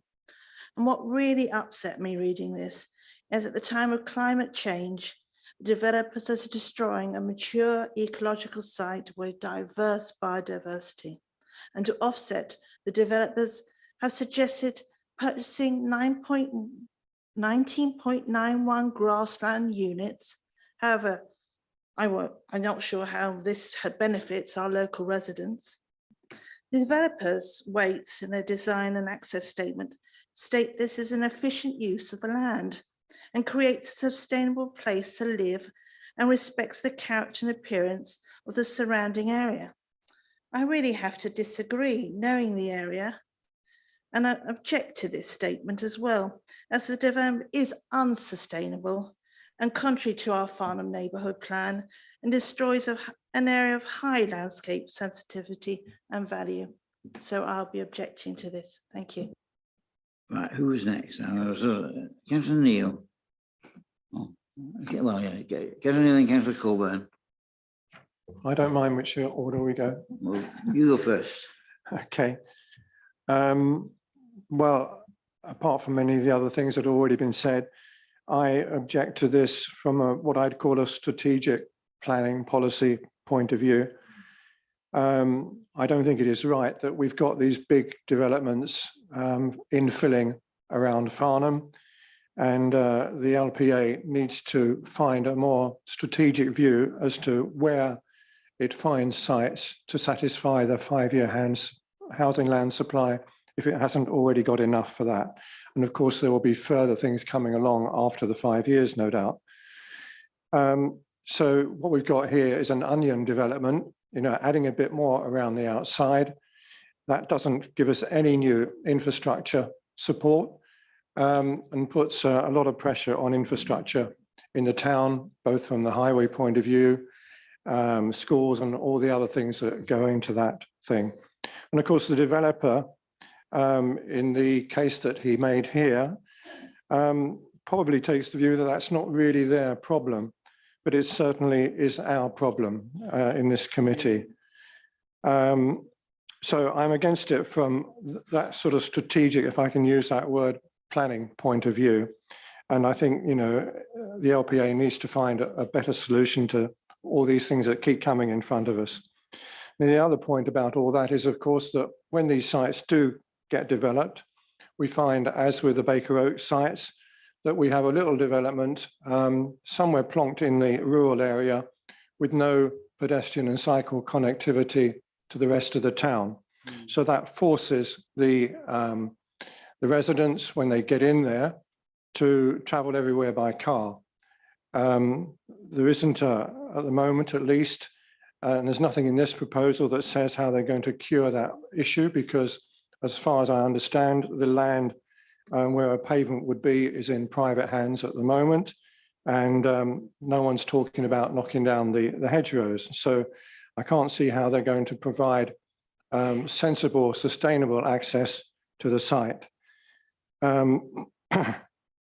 The other point I'll just make is the Old Compton Lane, which is part of this in terms of access, is a very narrow road.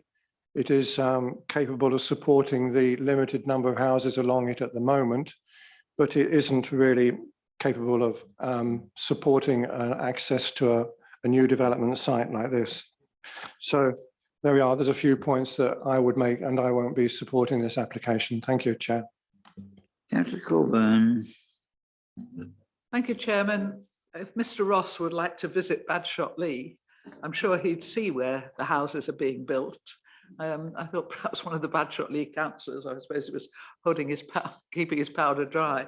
To say that there's no development in Farnham is just ridiculous. Stevenson's engineering was done the first time round, garden style, Little Acres, Coleman Yard, Follow Hill, land at Monkton Lane, the old area. You can go on and on and on. And of course, with each iteration of the neighbourhood plan, those go into the pot of the numbers that are actually there. So to say that Farnham is short of development is just plain nonsense. I agree totally with Councillor Martin about Waverley Lane. It's one of my routes here, and it is very narrow for the part that I have to use. And if a lorry or some wide vehicle is coming the other direction, in fact, a wide domestic car, one of these great big SUVs or whatever, you actually have to stop and meet at a fairly wide part. So we are dealing with a really tiny country lane here. And it comes round the side of Waverley Abbey, which itself is a listed, it's a scheduled monument. And, the whole thing, the whole setting of these fields is steeped in history. And we have always treasured this. I think it's in the design statement, maybe in the neighbourhood plan, these green entrances into the town, because the south of the town is the natural link to all the highly protected areas, your SSSIs, your AOMB. And the last thing you need is beautiful countryside and then a wall of housing. It looks unacceptable. We chose our sites, and I know I've said this before, and I do apologise, but we spent years choosing these sites. And we had to take years because we had to make sure that the sites we were putting into our plan were acceptable. We were taken to court by the developers. In fact, I think Waits took us, they were part of the consortium. And, you know, the court found in our favour. We did it correctly. We assessed the sites. And this site was one of the few sites, it's in the neighbourhood plan, you can have a look, which has high landscape value and high landscape sensitivity. And any site that had both was rejected for development. We made it fair. We were just saying if it has that much intrinsic value, then it should not be put forward for development.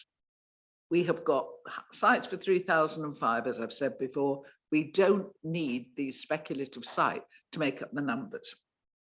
But we are in the position for tilted balance. I accept that. I'm not trying to argue against that at all.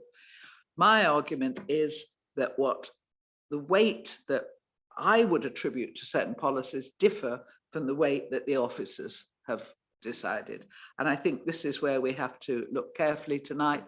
I actually think that the weight of the neighbourhood plan policies and the idea that anything other than significant weight should be given to the fact that this is outside the built-up area boundary in an area of high landscape value and high landscape sensitivity with all its biodiversity.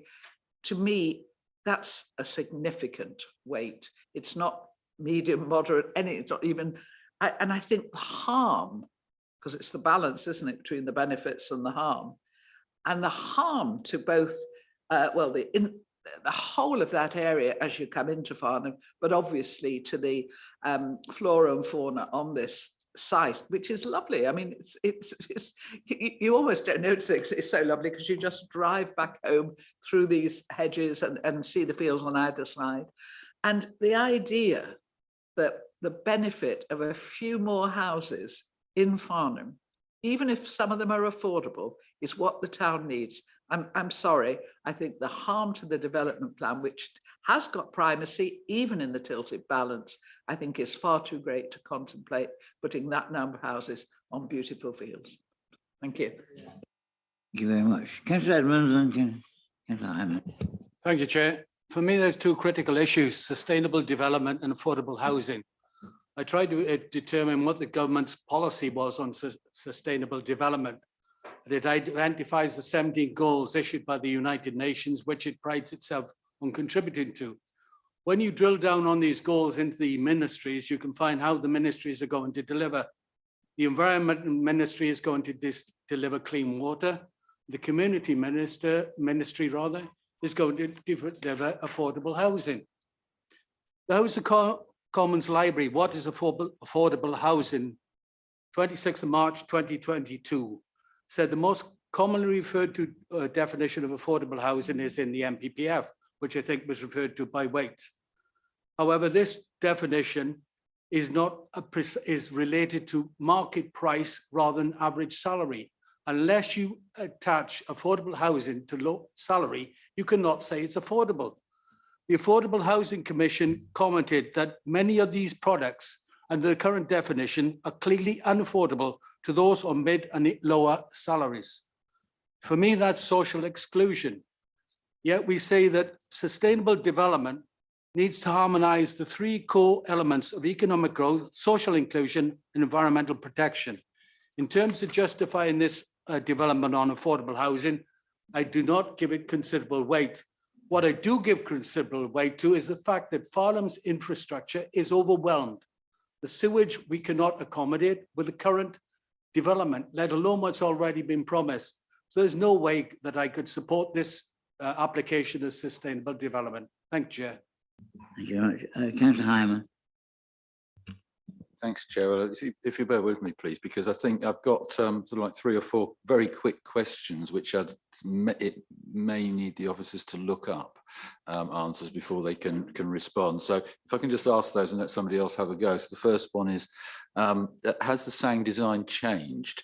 I'm pretty sure it changed in about 2016 or something like that. Is there a plan you can put up there? Because I've got nothing in my documents here. And as you know, I apologise, I have been substituted late into this. So I haven't had time to go through every document on the website all over again to see what the latest position is. So if we've got a latest plan, can you please find that and put it up for us? Because I know the advice of Natural England's changed. So it's highly relevant. The second is that I know that the Surrey Wildlife Trust said that the LPA may be minded to receive further comment from the Bourne Conservation Group and the Woodland Trust.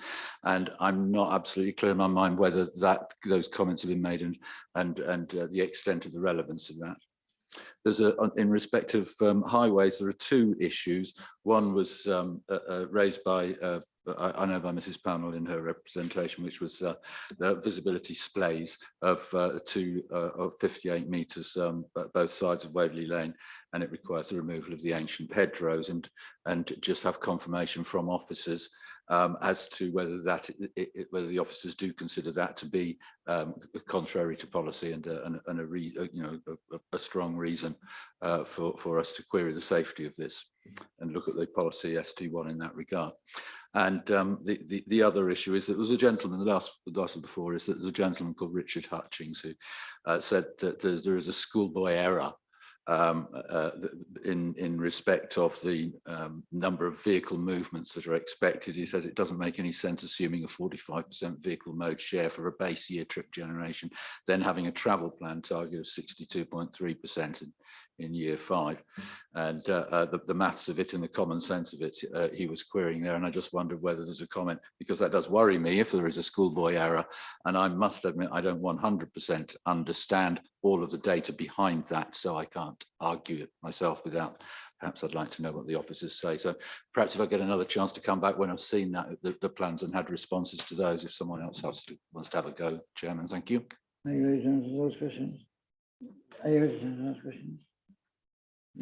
Yeah, okay, well, answer those questions, yeah. Yes, thank you, Chair. So in relation to the SANG design, I'm not aware that it has changed, but Natural England have confirmed that they have no objection to it, and they have no objection to the appropriate assessment which officers have provided them with. In relation to the query regarding Surrey Wildlife Trust, I think am I correct in thinking it was, have we sought further information from the Woodland Trust and the Bourne Conservation Group? No, we haven't. We have had an objection from the Woodland Trust, which is in detail, which is detailed in the report.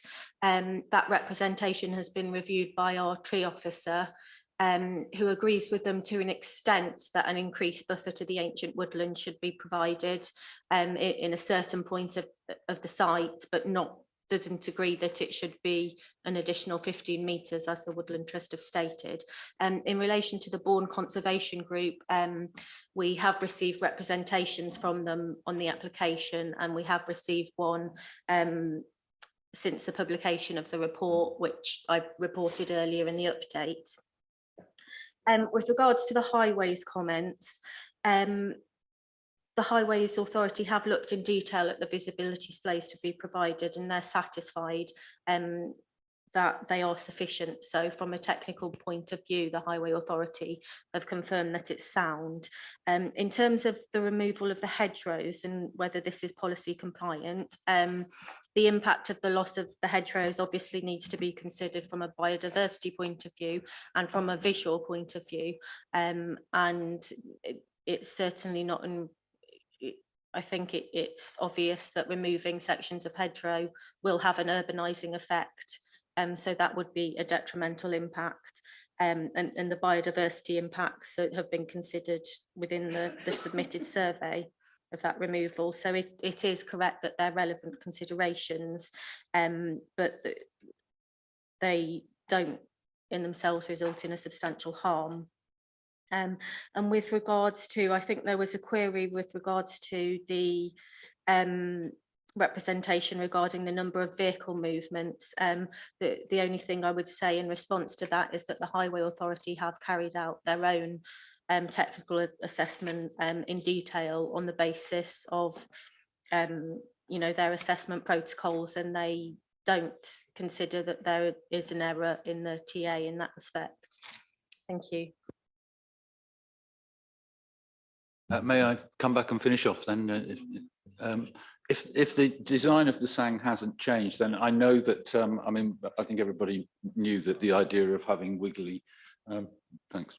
I think everybody knew that having wiggly paths going around in Sangs really isn't a clever idea. And as 2021 advice turned up in advance of an appeal that we've just been through. I had a look through that, and it does say, and I'll quote, avoid convoluted paths and pinch points in Sang design by maintaining a minimum width between paths of 100 metres in open ground and 50 metres in dense woodland. So obviously the design of the Sang, we know that various authorities remove their objections regardless of whether anything's been done about stuff and whether problems have been sorted.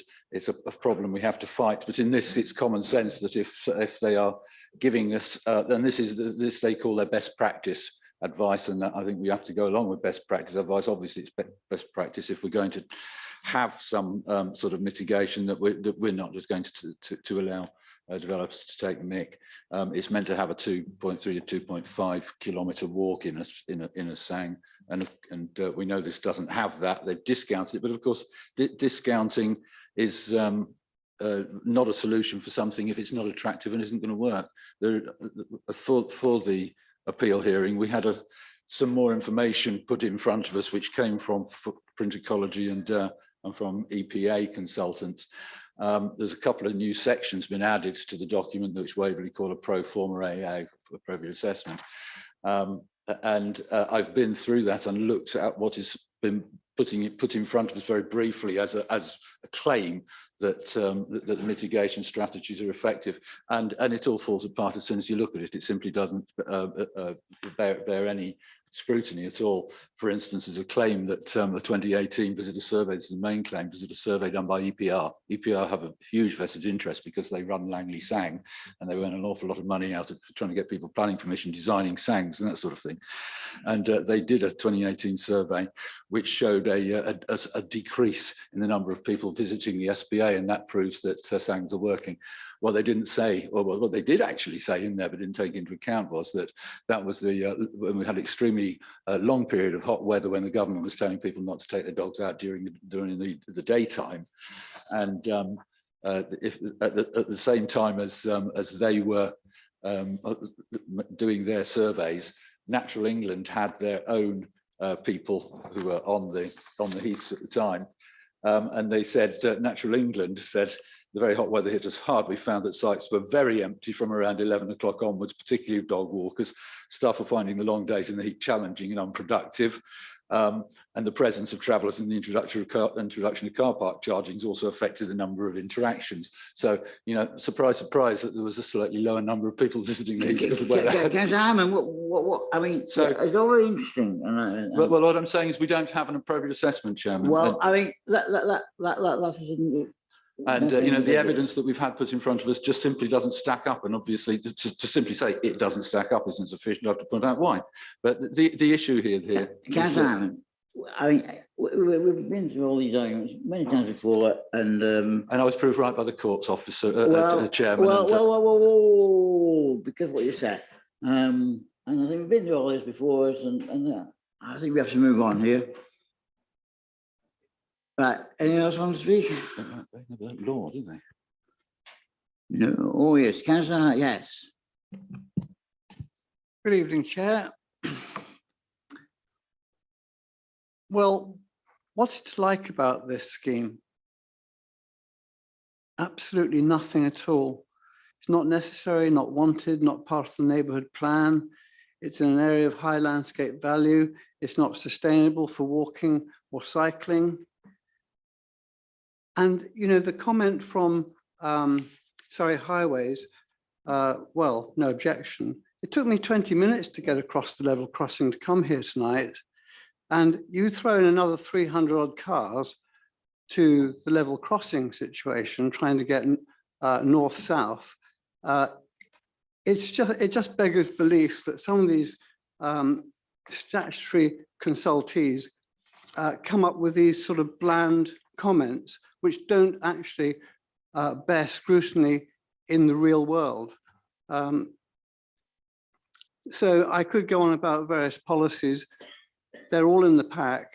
If you look at the Farnham Town Council comments, they're all there. So I won't reiterate them, but there's just nothing good about this scheme. It would ruin the area. It would cause problems to infrastructure, to sewerage, to all sorts of things. So I couldn't possibly support this. Thank you, Chair. Any other councillor wish to speak? Right. Then we have to move. Well, Councillor MacLeod, you have the right. You have the right for another 4 minutes. If you Thank you, Chairman. I don't think I need 4 minutes, but I'd like to make a couple of comments, if I may. A comment, first of all, and Mr. Ross was attempting to say, I think, that his application would be more likely to be built than a couple that he mentioned in Farnham. I'd point out this is only an outline application at this point in time. And the other ones he mentioned, one, Coxwood Farm, has already got outline permission. And the Woolmead that he mentioned has actually got full permission and it's already been implemented. Admittedly, all that's happened so far is they knocked down the old stuff, but the planning inspectors have accepted that the new Woolmead development will happen within the 5-year period. So I don't think it's fair to say that there's anything particularly special about the Waits application. The other thing I'd like to mention briefly, just to continue what I was saying, we ran out of time really, in relation to 5-year housing supply. We are entirely in the hands of developers in terms of fulfilling the 5-year housing supply. It's not something that the council can very much control over, but things have happened to have improved in the last few years. That in the last 4 years, developers have built 594 houses per annum, which meant that we at least passed what's called the housing delivery test. So things are improving. And the other thing I'll say in relation to that is a general comment really. I think things are changing at the government level. There's every indication that the government's going to change things, but perhaps not in time for this application if it goes to appeal or whatever, that things will change more in favour of neighbourhood planning having more authority and more weight over things than they currently do. That's just a general comment I wish to make, Chairman. So thank you for the opportunity to speak again. Thank you. Thank you very much. Right. We move to the recommendation.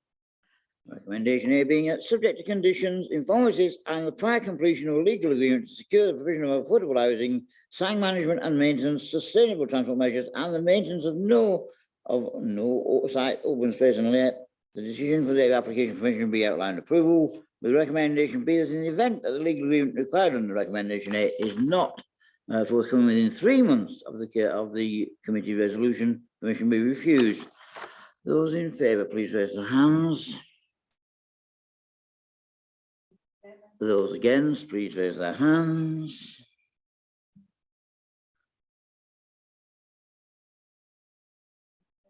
And those who wish to abstain. Thank you. Result, please. Thank you, Chairman. That's none in favour, 13 against and 1 abstention. Thank you. Thank you very much. Right, we need an alternative proposal. Who wishes to propose an alternative proposal? Yes, Councillor Coburn. That permission be refused. Very quick on that one. Councillor Martin just picked the post. The reasons for, I think, have we got some reasons? I think they need to. Yeah, anybody wishes? Yes, Councillor Coburn and Councillor. I think it's contrary to so many development plan policies, I've just been writing them down, that the harm significantly outweighs the benefits of housing on this site. And when you take the development plan as a whole, which is what we're meant to do, it's a heck of a lot of policies that it's contrary to.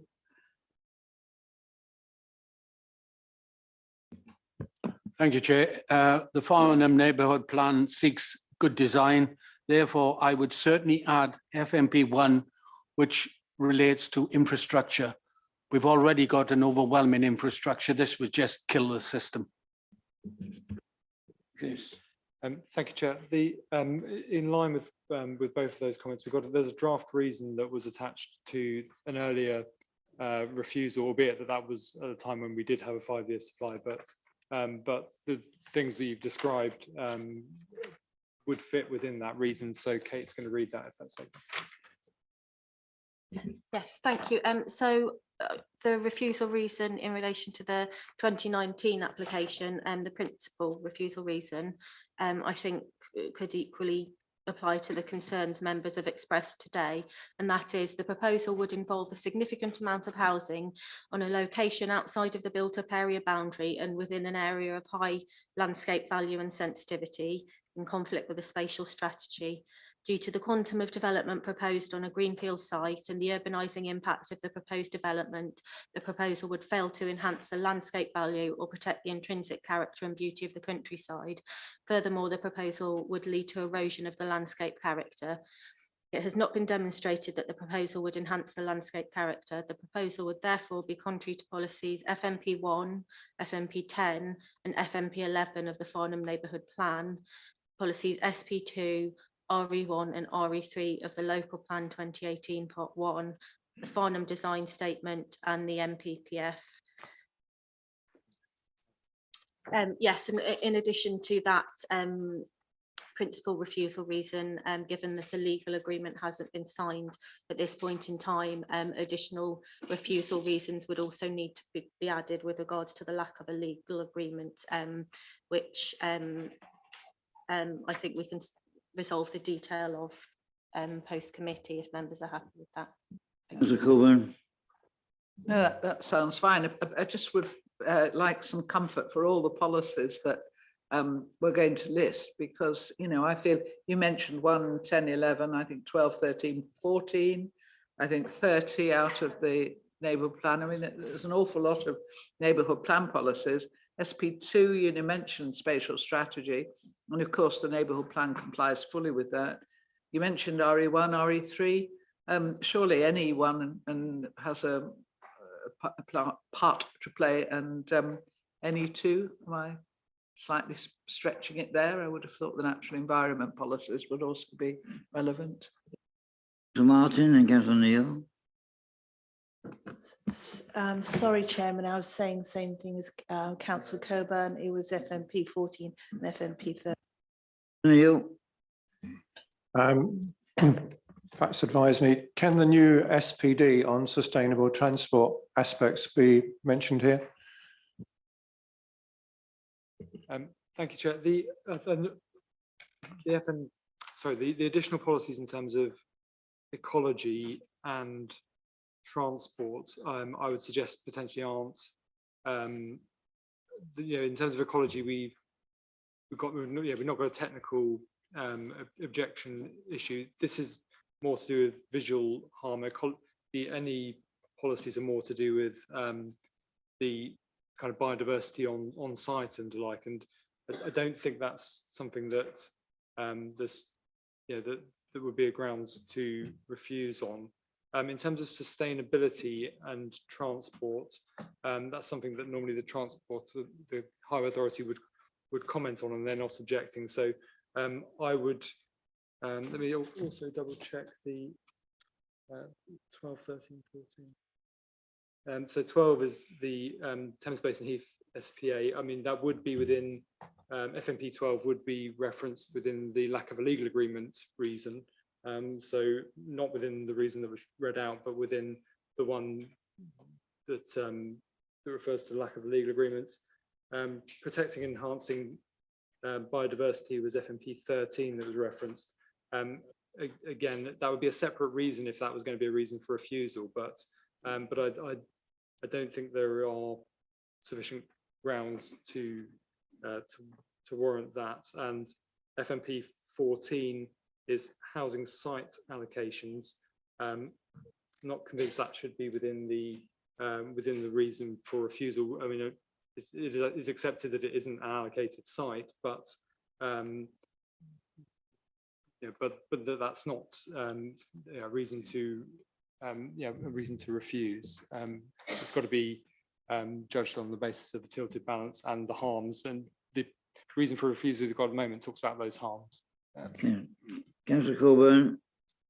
I was just going to add one of the old policies, either D7 or C7 with the hedgerows, because we haven't mentioned hedgerows.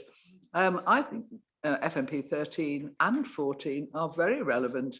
Protect and enhance biodiversity. We have to do that anyway.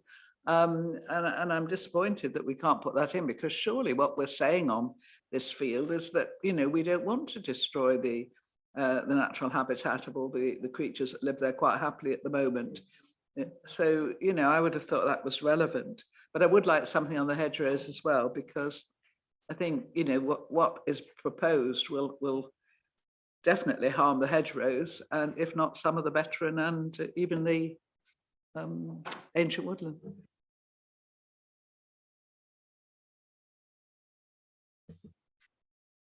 Yeah, I mean, in terms of the reason it was read out was to do with kind of visual impact in the countryside. If you're after a reason for refusal on biodiversity points, then that would be a separate reason with the NE2 and policy FMP 13. But I don't think officers' view is that there isn't sufficient grounds on ecology reasons to resist the development. And we appreciate it's an undeveloped field at the moment, but there are ways of mitigating any adverse impacts in terms of ecology. I think members' opinion is that it should be included, I think. Is that correct? Members' opinion it should be included.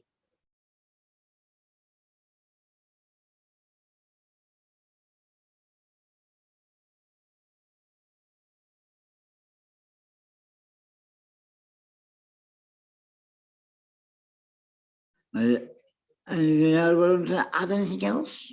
Yes, Councillor Hyman.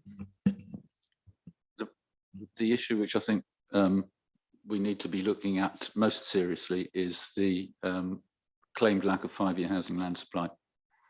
The trigger for tilted balance and presumption in favour of development comes from paragraph 182 of the MPPF. For that, you have to have be convinced beyond doubt that that your mitigation for the spars is effective, and that's what we haven't got. And if you look at Natural England, where we've got a bespoke saying here, Natural England say themselves that the SANGs will be assessed on a case-by-case basis, should be agreed with both the competent authority and Natural England. So we need to agree tonight whether, or can agree or disagree, whether or not this convoluted saying is good enough or not. And when Natural England say they're not, I think we should agree with Natural England and say they're not. In that case, we don't have an appropriate assessment and there's 5-year housing land supply. It's just simple matters of fact, and it's easily defensible, and it means that we won't have the fight in to fight our way through another appeal inquiry on it. But that is a reason that I would want to be included in there, because the 5-year housing land supply is the key issue here. This is not sustainable development, as other people have said, and it's by definition, and it comes from 182, FARA 182 of the MPPF. So I would like that in there to make sure that we have a defensible position here, a defensible decision. It's just fact. Sorry to come back, Chairman. I meant to include what I'm just about to say in my previous bit. I disagree politely with the officer on FMP 14. I think it's important. I know we say it's an unallocated site, but if you read and I'm assuming the inspector will read all of it, it explains why the sites were selected and why the others weren't. And I think, it is contrary to our policy FMP 14. I don't think it's just enough to say that, it's an unallocated site, because there's more to policy FMP 14 than just a list of sites. Do all members agree with that? Yeah. All members agree with that as well. If I could just come back, Chair. So we will add into the policies I listed, which included SP2 and RE3 previously, also add in FMP 14 to that refusal reason I stated. And in terms of your comments, Councillor Coburn, with regards to the impact on the hedgerows, whilst our advice is that because we don't have a technical objection about biodiversity impact, that our advice is that we don't have a separate refusal reason. I don't think it would be unreasonable to include reference to retain policy D7 from the 2002 plan in relation to hedgerows in the overall refusal reason, because that is in effect ties into the landscape impact, which concerns have been expressed about. So if I read out where I think we are in terms of the committee's comments with regards to policies and what I've suggested there.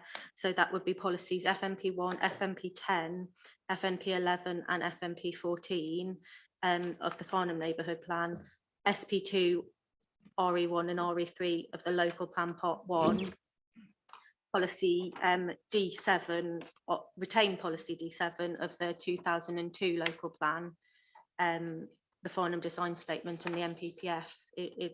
Yes, that's what I've got so far. We happy with all that? Okay, can we vote on that? If reason, okay. The reason for refusal, so please raise your hand.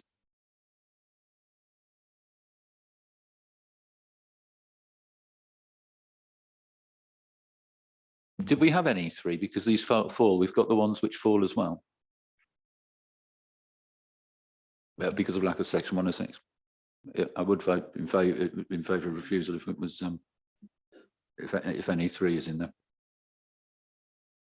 I haven't provided a detailed wording at this stage of the refusal reasons we would use in relation to the lack of a legal agreement, because that can often take need some quite detailed workings, but we could certainly refer to the Thames Basin Heath policy of the Farnham Neighbourhood Plan within the lack of legal agreement refusal reason, yes. But it's also any one as well, because it is being assumed that the SANG would mitigate the Wealdon Heath, which is nearer Frensham Common, to that development. And so that's any one is the Wealdon Heath rather than any three. So it would need to be both of those, is that correct? Yes, they could be included within the lack of legal agreement refusal reason. That was any one and any three, is that correct? Yes. Can we vote on that, please? Those in favour of the refusal for the reasons stated, please raise their hand.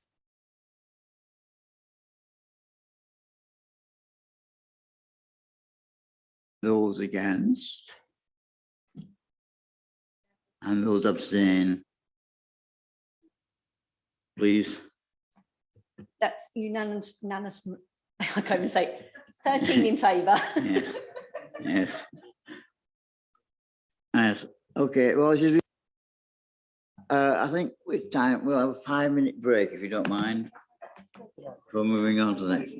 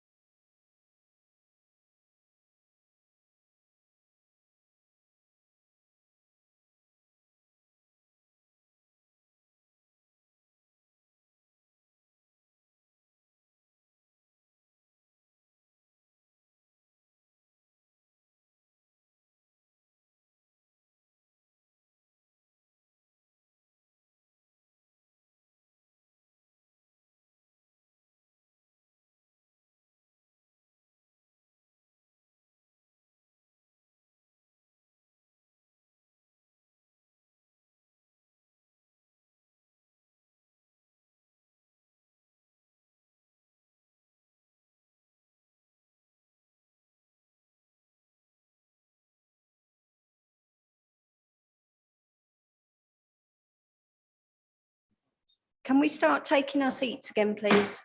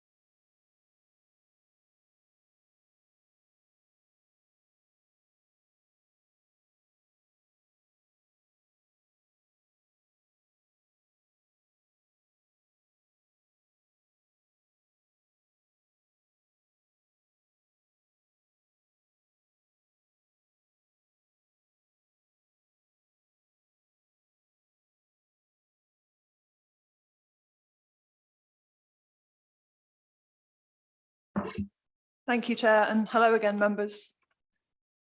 The application is for the erection of 38 dwellings, construction of access roads, parking areas, landscaping and associated works following the demolition of the existing buildings, as well as the remediation of land.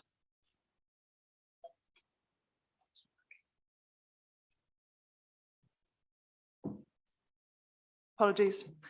Turning to the location plan, the application site is to the north of London Road in Hindhead and comprises a former car dealership and garage. The existing built form comprises a number of large buildings and significant areas of hard standing. To the north of the site is a reservoir and pumping station, as well as an area of woodland. To the east of the site is a Devil's Punch Bowl National Trust car park. To the south is the Devil's Punch Bowl Hotel and a number of residential properties. And to the west are two higher density residential developments. The site is accessed by an existing access from London Road, and the site is relatively level. Turning to the aerial view, you can clearly see the two adjacent high density developments to the west of the site. And then zooming out slightly, the wider view shows the ongoing development of the National Trust car park with additional hard standing and the cafe and visitor centre, which is here. It also shows the pumping station and the reservoir there. Right, so turning to some photographs, hopefully you can see I've tried to indicate where the photographs are taken from. So this one is from London Road looking towards the site. This one similar position but looking slightly further down London Road. This one is looking up the access track to the side of the site. This one is looking up towards the National Trust car park. It's worth noting this is a slightly old photograph and there are some more recent ones to follow. This one is looking, it's within the site looking towards the rear boundary there. This one is looking eastwards across the site from within it. This one is looking south towards the Cooper's Court and Hunter's Place developments. This one again shows Cooper's Court here and then looking towards London Road there. This one is looking north across the site. More recent sunnier photographs showing Cooper's Court here and Hunter's Place here. And again, but more sort of looking north, showing the existing site next to Cooper's Court and here. And this is further down London Road, closer towards the roundabout at the bottom, looking up towards the site with the Devil's Punch Bowl car park down here. This one is looking across at the corner of the site and the car park for the Punch Bowl. This one is from the very entrance to the car park looking towards the site. And this one is showing the extent of the extended car park at the Punch Bowl. Right, so turning to the detail of the application. The application was originally submitted with no affordable housing, with a viability assessment by Aspinall Verde concluding that no affordable housing could viably be provided on site. The council instructed an independent verification and scrutiny review of this by an independent consultant of the council's choosing at the applicant's expense. In this case, Dixon Searle carried out the assessment. Following receipt of the initial independent review, officers requested further scrutiny of the applicant's cost plan by Dixon Searle's cost consultant. This was to ensure the state of play regarding viability could be fully understood. On the basis of the findings of the assessment and the advice received from Dixon Searle and their cost consultant, the applicant put forward 4 units as affordable rather than as a commuted sum. The council's housing enabling team have advised that in addition to the 4 on-site affordable units proposed, which would be secured via legal agreement, that the applicant has agreed to insert an overage clawback clause into the legal agreement. The chosen affordable housing provider will need to deliver the rented affordable homes either at social rent or at a reduced affordable rent capped at 70% of the local market rents, including the service charge. This would be in line with the affordable homes delivery strategy. Turning to the mix, whilst the proposal would not fully meet the SMAR, it would provide a broad mix of housing types and sizes, including 1, 2, 3 and 4 bedroom properties, which vary in size, incorporating maisonettes and houses. Right, that was on that side. Turning to the proposed site plan, we can see the access passing centrally and then to the west of the site, which maximises the opportunities for separation with the existing residential properties at Cooper's Court and Hunters Place. We can see that the proposed layout would be less dense than the neighbouring developments, with greater separation between dwellings, with a number of detached and semi-detached dwellings and a small number of terraces. The affordable units, 7 to 10, would be well located in the site here. The proposed parking would be outside of each unit or within integral garages. A leap and a lap would be provided, which would have good natural surveillance from nearby properties. The lap is here and the leap is there. Refuse and cycle storage would be provided for each dwelling. A sweat path analysis was provided and was considered acceptable by the County Highway Authority. The proposal would remove a considerable amount of existing built form and hard standing and would introduce grass and planting throughout the site. So turning to some site sections, the first one at the top shows the proposed street scene onto London Road and shows the relationship with Cooper's Court and Hunters Place here. The second one shows the view from within the site facing the neighbouring developments. The third one here at the bottom shows the view from within the site looking towards London Road. The fourth one here shows the view from within the site looking towards the rear.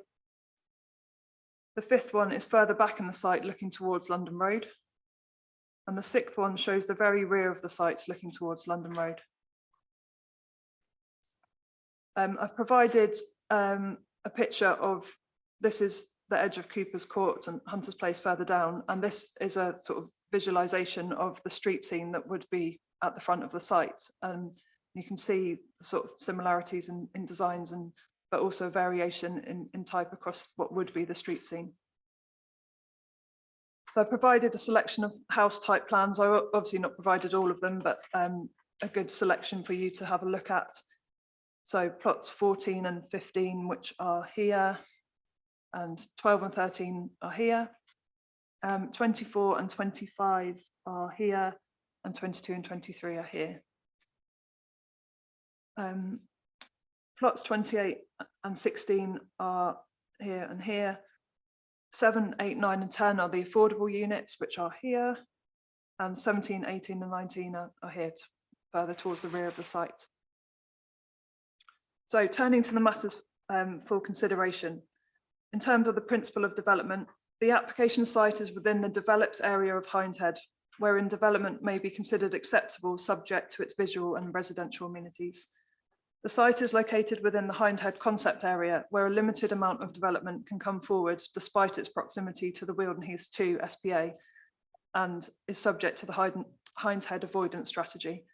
It would complete the 100 dwelling cap for the Hindhead concept area. The site is also allocated in local plan part 2 for 38 units, but obviously until the plan is made, this carries limited weight. In terms of the loss of existing commercial and employment land, the proposal would result in the loss of the existing lawful use. However, the existing business has relocated 2 miles away to Bramshot Chase by the A3, and the existing site now lies empty. With regards to the loss of the existing sui generis use, it is considered that policy EE2 would not apply to the application site, given that its use does not fall within the old B class or now class E, as required by policy EE2. Furthermore, the site is not an existing employment site identified in policies IC2 and IC3 of the local plan 2002 in the development plan, or identified in draft local plan part 2 as such. The submitted environmental market report indicated that the use of the site as either an office or industrial development would neither be suitable or viable. In summary, whilst the proposal would result in the loss of an existing employment use, it would not result in a conflict with a development plan as previously stated.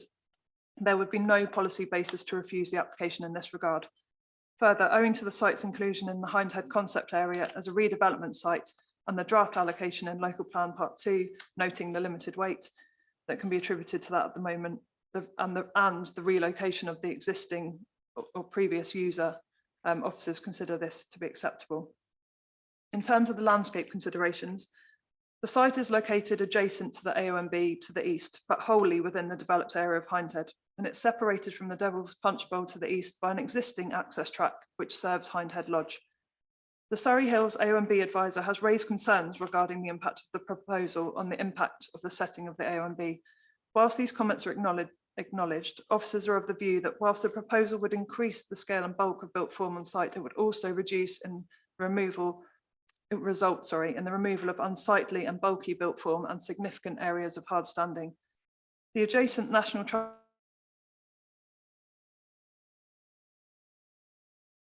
and Visitor Centre are to follow. It is notable that the car park now extends a considerable distance into the AONB. Views of the application site are only afforded to the public eye from within the car park and not from the valued landscape beyond that.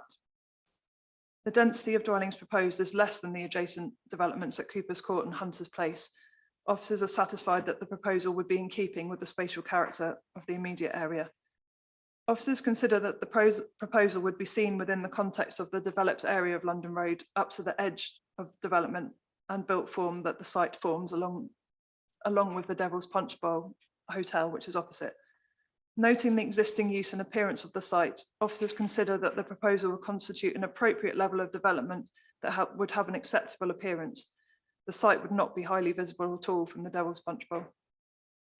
Turning to design and impact on visual amenity, officers have worked hard with the applicant to agree amendments to the proposed materials and detail. The amendments have increased the variety between dwellings and have achieved a more traditional material palette across the site. The proposal would be of traditional Surrey vernacular, featuring brickwork, tile hanging and render. Windows and doors would be UPVC, as would rainwater goods. A number of the dwellings would feature chimneys, both market and affordable. A condition is recommended requiring the submission of material samples to ensure that the materials chosen are of high quality. The proposal would involve a number of different building designs, which would include a mix of detached, semi-detached and terraced forms. All dwellings would be 2-storey, including the maisonette flatted building with some integral garage elements. A number of dwellings would have third stories accommodated in the roof space with dormer windows. Details of all boundary treatments and means of enclosure could be controlled by condition to ensure that they have an acceptable appearance. Turning to the housing mix and affordable housing, as noted, 4 affordable housing units would be provided, secured by a legal agreement. The housing mix is considered acceptable. Turning to residential amenity, as set out in the officer report in some detail, the impact of residential amenity is considered acceptable and suitable separation distances are achieved and no harmful overlooking or loss of privacy. Turning to highways and parking, The County Highway Authority have assessed the proposal and consider that it is likely to generate 3 additional trips in the morning peak and 8 less trips in the PM peak when compared to the existing land use. The Highway Authority have undertaken an assessment in terms of the likely net additional traffic generation, access arrangements and parking provision, and are satisfied that it would not have a severe impact on the safety and operation of the adjoining highway subject to conditions. It's worth noting that a contribution towards improvements to public right-of-way 534 and byway 21A to Hazelmere would be secured via legal agreement, which would provide a sustainable link from the site to wider local transport infrastructure. In terms of the standard of accommodation and amenity space, as set out in the report, most bedroom sizes will meet or exceed the recommended double 2-person sizes. Exceptions to this are a number of rooms which would fall slightly short but would meet the single bedroom guidelines, which is considered acceptable for the larger units. In all instances, the proposed dwelling size would accord with the guidelines. The application is considered to provide a good standard of accommodation and amenity space for future occupiers. In terms of trees and landscaping, the council's tree officer was consulted on the proposal and provided feedback on the layout and indicative landscaping. Some concern is raised regarding the lack of good spacing between the proposed development and the existing external trees. Therefore, officers do acknowledge that there would be some impact to off-site trees. However, it's a material consideration that the proposed development will see a significant reduction in hard standing, with lots of opportunities for lawns, planting and trees. Owing to the recommended conditions, it gives the officers an opportunity to work with the developer to ensure that a realistic and appropriate landscaping scheme is implemented on site.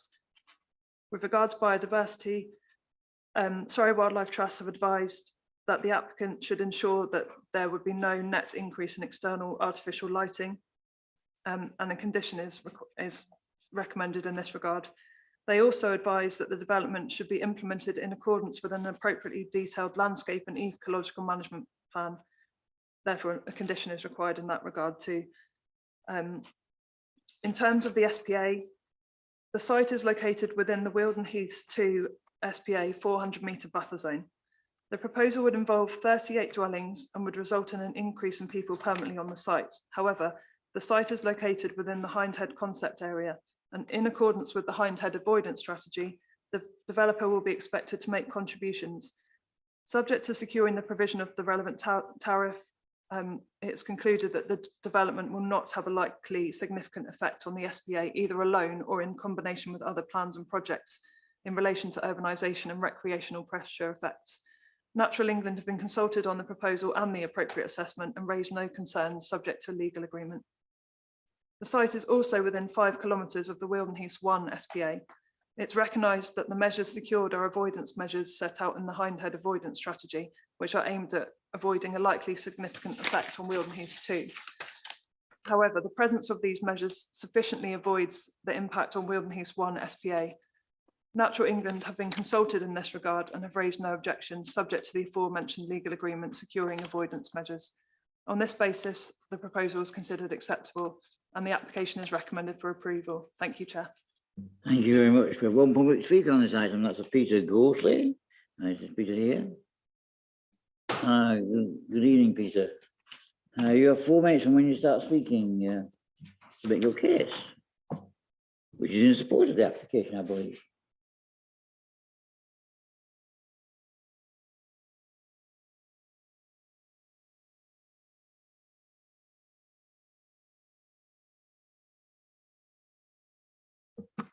Chair, councillors, good evening. My name is Peter Goatley. I'm King's Counsel, and I'm here to speak on behalf of the applicant.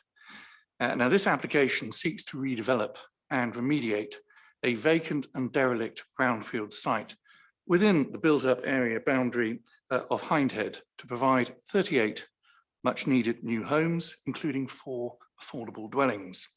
Importantly, as your officer's report confirms, the proposed development is one that has been carefully assessed and is in accordance with the development plan for this borough and therefore benefits from both the statutory presumption in favour of development and the policy presumption in the NPPF. And it's for that reason the officers recommend approval of the application, a recommendation with which I would commend to you. Also, the proposal brings forward residential development in circumstances where there is a very substantial shortfall in the council's 5-year housing land supply. This is an additional weighty consideration in favour of development. The site is readily deliverable and will assist the council in meeting its 5-year housing requirement. The site is also one which your council has identified as a draft housing allocation in the emerging Part 2 local plan, again for 38 dwellings. Whilst the draft status of Part 2 plan means the allocation can only carry limited weight at present, it nonetheless indicates your council's favourable approach to the future use of this site. I note some have suggested the site has some form of employment use or status which in policy terms would inhibit its use for residential development. That is not correct. As your officers explain, the existing use of the site is as a car showroom. In planning law, that is a sui generis use, and that means the site is not an E-class business use, nor is it an existing employment site as identified for protection in your plan. That is important. It means there's no restriction on its redevelopment for residential purposes.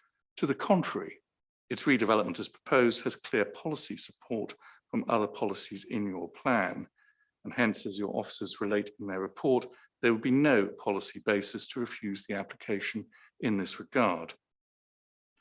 You are doubtless familiar with the application site. It comprises a former car dealership, which is relocated elsewhere. The site is now vacant, but features several commercial and servicing buildings and a large area of tarmac hard standing.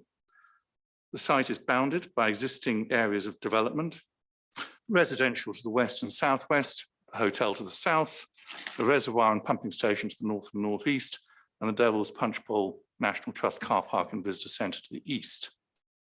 Those are important aspects of context which reinforce the suitability of this proposal on this site, the absence of harm to features of importance, including the nearby AONB, which is largely screened to the east by existing tree cover, and the ability to improve the visual attributes of the locality, especially by the removal of the existing unsightly built form and large areas of hard standing. The proposal has been carefully prepared and equally carefully scrutinised by your officers, having regard to viability, mix, design, density and scale, which compare well with existing adjacent local residential development. For all of the above reasons, and for those reasons set out in your officer's report, the development proposed is acceptable, both in principle and in detail, and in accordance with your officer's clear recommendation, I respectfully invite the committee to approve it. Thank you. Thank you very much. Right, councillors, Councillor Moore. Well, we don't often have the pleasure of a KC presenting on behalf of the applicant, so welcome to Waverley. In some respects, I think you'll find you were pushing at a bit of an open door. My first involvement with this goes back to 2008 when the Hindhead concept statement was developed. Natural England had all the understandable concerns about development next to the SPA, and that affected the whole of that part of London Road. But gradually development did happen, and this is indeed the last 38 dwellings, because 62 have been built so far. So this has been long expected and a long time coming.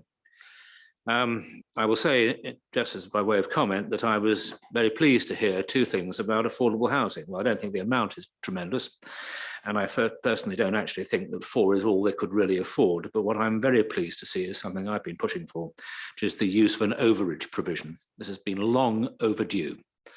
It is impossible for anyone to make an assessment of how profitable a development will be, and one accepts that the current climate may not be as favourable as it was a year or two back, but nonetheless, the possibility that when things are built out, if the developer does much better than expected, then the council's affordability policies will get some benefit from it by means of a contribution, albeit not on this site.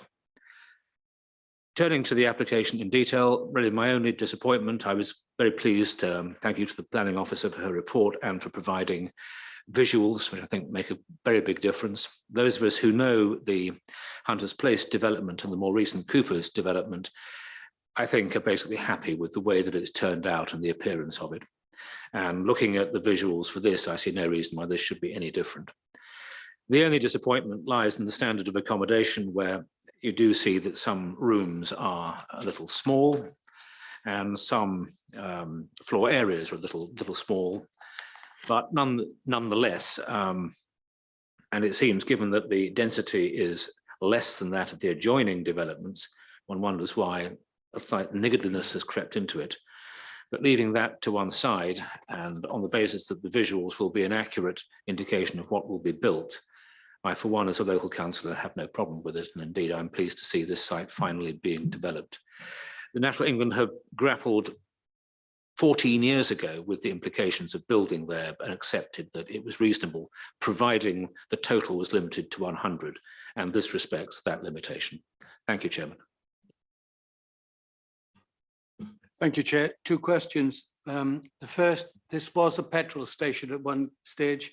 Is there any decontamination issues? The second question relates to South East Water. If they're supplying the fresh water, why was no response received? One of the problems I read in terms of development rate was the availability of utilities. This was one of the issues raised by Thames Water on the Coxbridge development. Thank you, Chair.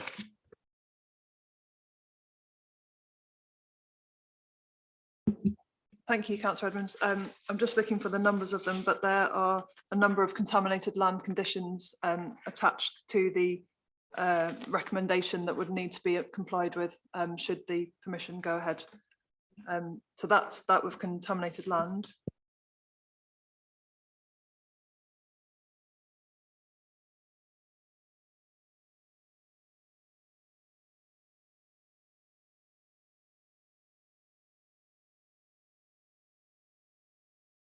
So Thames Water have provided a response.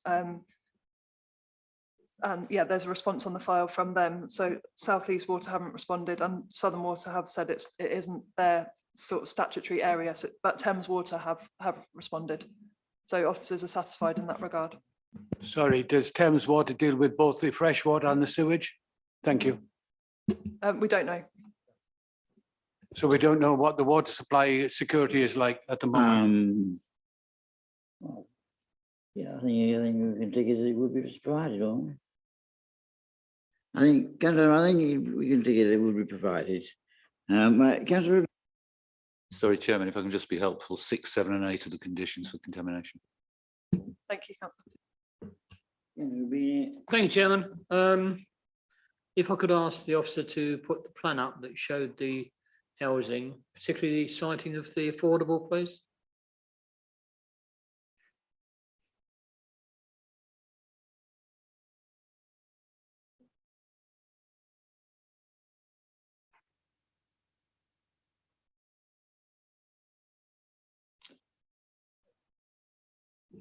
Just to sort of highlight to members, it would be 7, 8, 9 and 10, which are here. Thank you. First of all, I agree that it's time this site got developed. It's going to look far better than what they have at the moment with the warehousing and the parking. It's going to create less traffic. So I see no reason why we shouldn't put housing on it, particularly as it's this big brownfield site. Looking from the punch bowl towards the site, it certainly doesn't look as though it's going to impose a bad view when you consider what is there already. So I'd be very much in favour of developing this into housing. I am concerned, like others, about the lack of affordable, not just on this site, but as a general rule. We have a policy of about 30%. So where on earth do we get 4?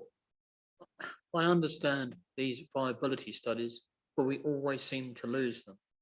I am very concerned that we're actually building an area for ourselves that doesn't contain any housing for local people. Affordable, we call it. We all know it isn't affordable. We all know we're talking about something else that we wish to provide, but we can't. And I'm sorry, I'm going to bring this up every time, that when we build houses, we really do need to try and get to grips with affordable housing. And yes, it's a developing problem. It's a viability problem. I don't know the answer to it, but I will continue to bring it up because I do care for my community and the lack of housing for our community. Thank you. Councillor Coburn. Thank you, Chairman. Yes, I was around when we conceived the Hindhead strategy. And it's funny, I was talking to Sarah Wells the other day about something totally different. We were saying at the time, you know, we always imagined it as a whole, you know, somehow that we'd have total control and, you know, I don't know quite how idyllic we saw it.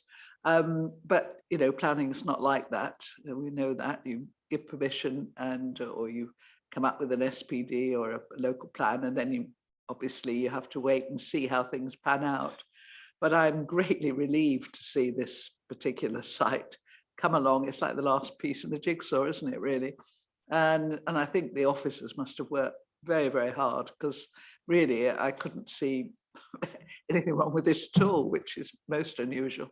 I'm sure the feeling will pass. But you know, I think it's been done well. I think the materials integrate well. I thought the street scene was good. Yes, we can, you know, we all have our points, Councillor Rubini, that we repeat. And I won't repeat yours, you've done it well enough yourself. But I just think this is good to get this last piece of the jigsaw done, to have a sort of comprehensive development. Yes, I'm delighted it's here and I will fully support it. Keane. Thank you, Chairman. Well, like the previous speakers, I think this is a well thought out plan, and it as Councillor Coburn said, it just finishes off that area and blends it in very well, I think, with what we have got there. So I'm very pleased to see this development taking place. Thanks for allowing me to come back, Chair. I forgot to ask about the overreach. I too am pleased to hear that we are starting to have these, but I'm afraid I don't know the technicalities of them. I understand that if they make a better than expected profit, then that should go towards affordable housing. However, as I think was mentioned, where is it? Because does it go onto this estate? No, because that's already built, presumably. So that means it goes somewhere else. So does Hindhead lose out on this? Perhaps the officer could just explain to me, please, about what the overreach can and cannot do when we put a condition on it. Yeah, we'll answer that question.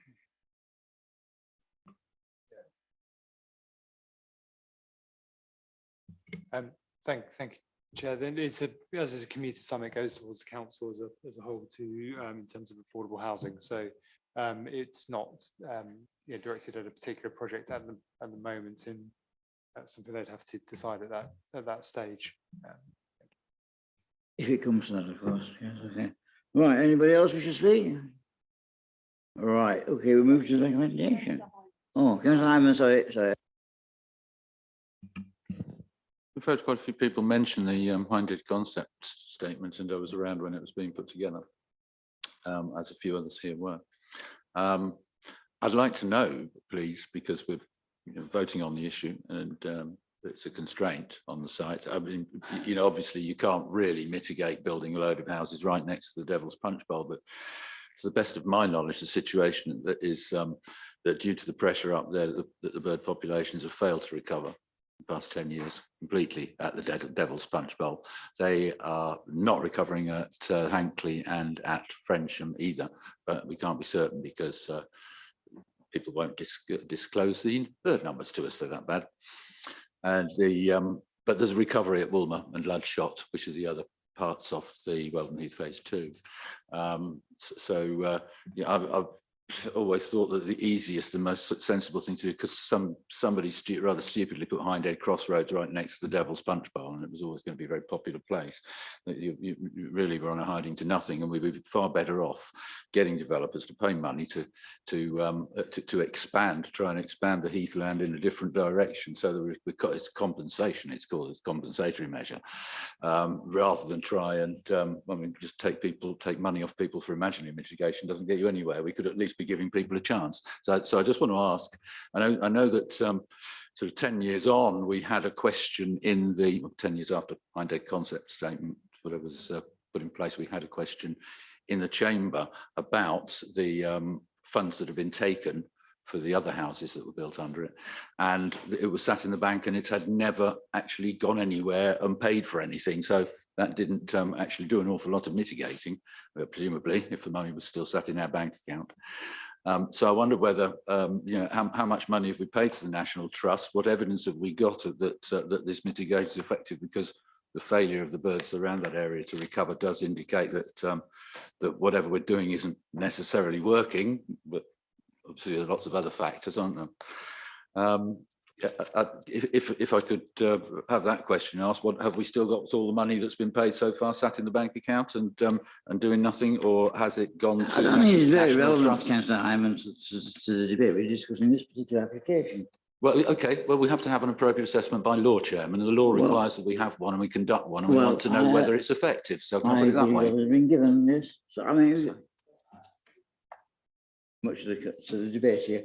Any other councillor want to speak?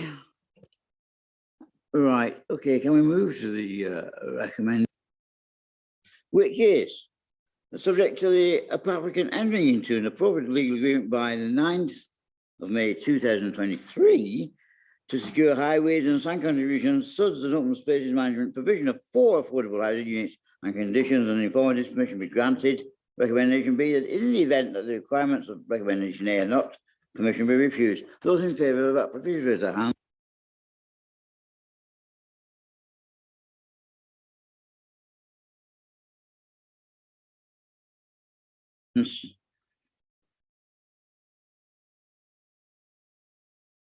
Jane. Result, please. Thank you, Chairman. That's 11 in favour, 1 against and 1 abstention. Therefore, all right, let's move on to the next item. Thank you very much, Mr. All right, this is the final one tonight. Some people will be waiting very patiently for this. This is this is WA 2022-013-0202. The land at coordinates 484-327, 139-79, Bacon Lane Church, Farnham. Erection of a lean-to extension to the existing stables. The officer to present is Tracy Farthing. Tracy, over to you.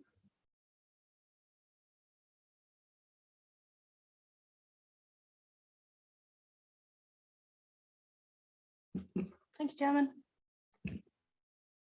Good evening, members. Just sort of briefly, an update is that we are now in receipt of an application under reference number WA/2022-02570 for the change of use and alterations to part of the existing equestrian building to provide a dwelling. It's included in the sort of relevant planning history, but it's not particularly relevant to this application.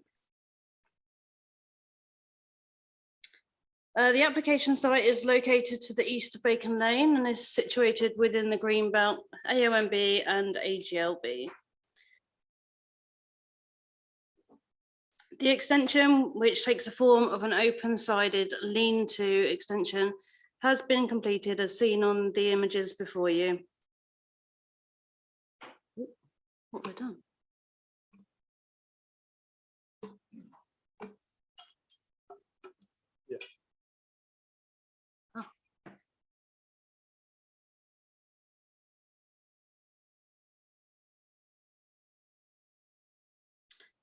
The plans and elevation show the size of the extension relative to the existing lawful building on site. As you can see, it's just located to the side of the building. It's open-sided. Officers consider that the key matters for consideration are the impact upon the greenbelt and upon the rural landscape. The extension calculates at a 21.9% increase over that of the original building on site. The MPPF states that the extension to a building will be acceptable, providing that it is not disproportionate over the existing building or original building on site. Policy RD2 gives a figure of 40% at which it's considered that additions may appear as disproportionate. Whilst it's noted that this policy is in relation to dwellings, the figure is a useful guide, and the NPPF does not restrict additions to dwellings, stating buildings in the exception. Officers consider that the scheme is acceptable and the recommendation is for approval. Thank you. Right, we have one public speaker on this, and that's Eunice Birch. Thank you for your patience. But when you have patience, you have 4 minutes from when you start speaking, Eunice. Thank you.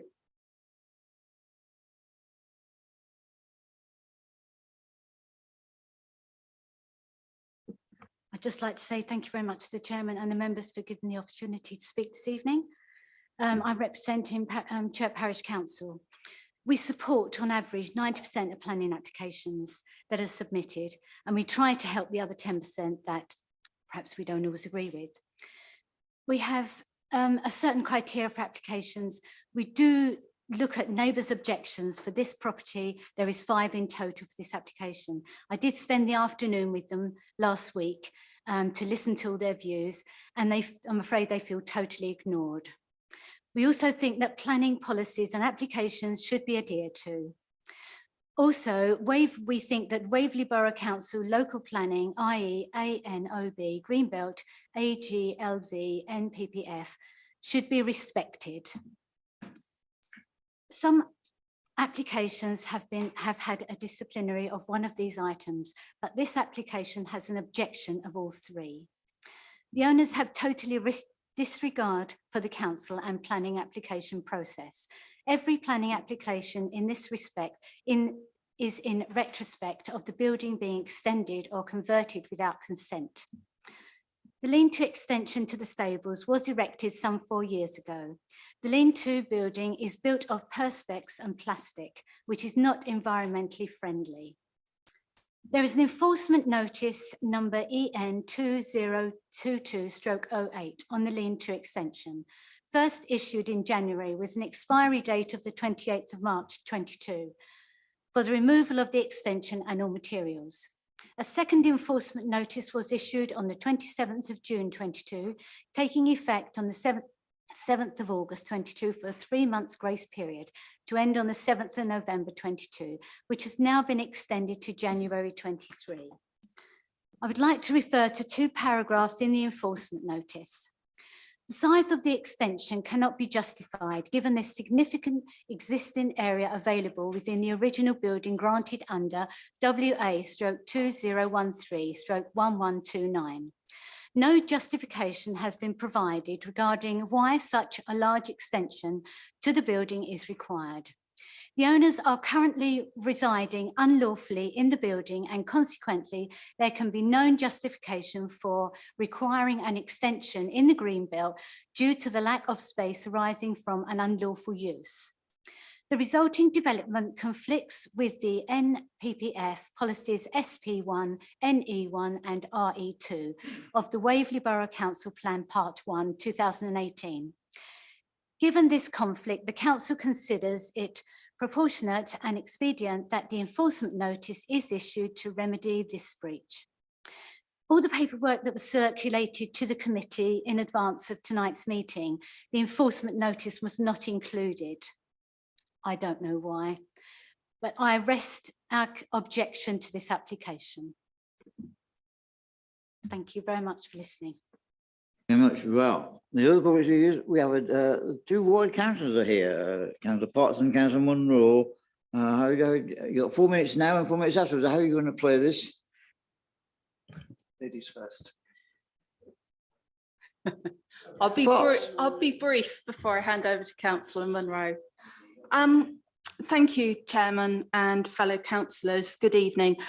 I've asked this come to committee along with Councillor Munro because we have such serious concerns about this site and its past planning and enforcement history, as I'm sure that you're already picking up. A huge concern about the precedent this could set at this very sensitive site in AONB, AGLV and Greenbelt, if this is granted this evening. Just to reiterate, this building itself was constructed in 2019. We're now in 2022. And if you go to page 120, you'll note, as the officer has updated you, that application WA 2013-1129, which included stables and storage, was actually granted permission back in 2014. But there is a lack of stables and storage now, because part of that accommodation is being used as habitable accommodation. Again, the subject of yet another retrospective application and more enforcement issues. So where on earth will this lead if we actually do agree and support this to grant tonight? I think we all know where this will go. Two policies are referenced, RD2, but actually, if we look at it, this building's unlawful. It has no planning permission. Policy RE3 references visual impact and enhancing the area. Well, I would state and submit that this hardly does that. A lean-to in this style is out of keeping with the area. And in actual fact, with all due respect to the officer and the report, page 123 actually does say that in that first paragraph of page 123. So I would say, and I would very strongly urge you to refuse the application before you, but I will now hand to Councillor Munro for more. Thank you very much, Chairman, for allowing me to speak. I wholeheartedly agree with the previous two speakers. For 8 years now, this has been a battleground, this site. But I do think that, as the officers have rightly said, that this application stands or falls by its own merits. And I think it emphatically falls, and Councillor Potts has explained the reasons. This area is protected up to the hilt, rightly so, and I'm afraid what is proposed or what is actually being built falls way below the standards that we expect from applicants. But there is a more important issue. In a sense, this is a sideshow for some really serious planning breaches on this whole site. And I believe if the committee decides to grant this application, this granting could very well spill over onto much more widespread and serious breaches of planning law and make it more difficult to carry out the enforcement, which is actually in progress at the moment. So I'm afraid I disagree with the officer who said the general circumstances are not particularly relevant to this application. I do believe they are highly relevant, and not so. I would ask the committee please to consider all the considerations around this site and come to a correct decision. Thank you very much. Thank you. Right. Councillor. Thank you, Chairman. Can I ask questions? Do I gather that the application the officer mentioned at the start of this part of the meeting relates to a retrospective application to be allowed to use part of the stables as habitable accommodation? Yes, that's correct. Chairman, I don't know what my fellow councillors think, but I think it would be appropriate at the very least to defer this application until that has been heard. I agree with the two ward councillors. There's something very strange about this, and now that I've learned that and the enforcement history, which I'm sorry to see wasn't put into the papers, I would not be comfortable deciding this now. I do see the officer's point that if you look at it in terms of what's appropriate enhancement or an increase in floor area, it may tick that particular box. But I think given these highly unusual circumstances, we should be quite cautious in trying to make a decision now. So I don't know whether I've got support, but I certainly like to suggest that the deferral until the other application is dealt with might be appropriate. Councillor Coburn. I actually disagree. I think we've got enough here, enough from the speakers and indeed from our own eyes and reading the report to know that, okay, it's an unbalanced judgment whether or not there's harm to the green belt, but we have got policies protecting these areas. And if this has been built speculatively and has been there for 3 years and we know there's enforcement, then I think we should make a decision on this tonight, personally. If they come in with something else in retrospective, then we'll make a decision on that. But I think, you know, time is of the essence up to a point with this one, I would have thought, because of the length of time the building's already been in situ. So I would like to determine this evening, personally. Councillor James and Councillor Keane. Councillor James. Thank you, Chairman. But I was just going to say before all that, have we got, normally in all the previous applications tonight, we've had what is there and what was given permission. And so on page 120, which says what was granted permission, the erection of the stables and stuff, I can't see that in this application because there are no stable doors or anything like that. So I'd like to know, if it comes back to committee, what the permission looked like that was granted at 11:29 that is compared with what's here now. Thank you, Chairman. Otherwise, I can't make a decision on that either. Yes, I'd just like to support Councillor Mulliner's Councillor Mulliner to defer to find out more information on this. I cannot make a decision on this tonight.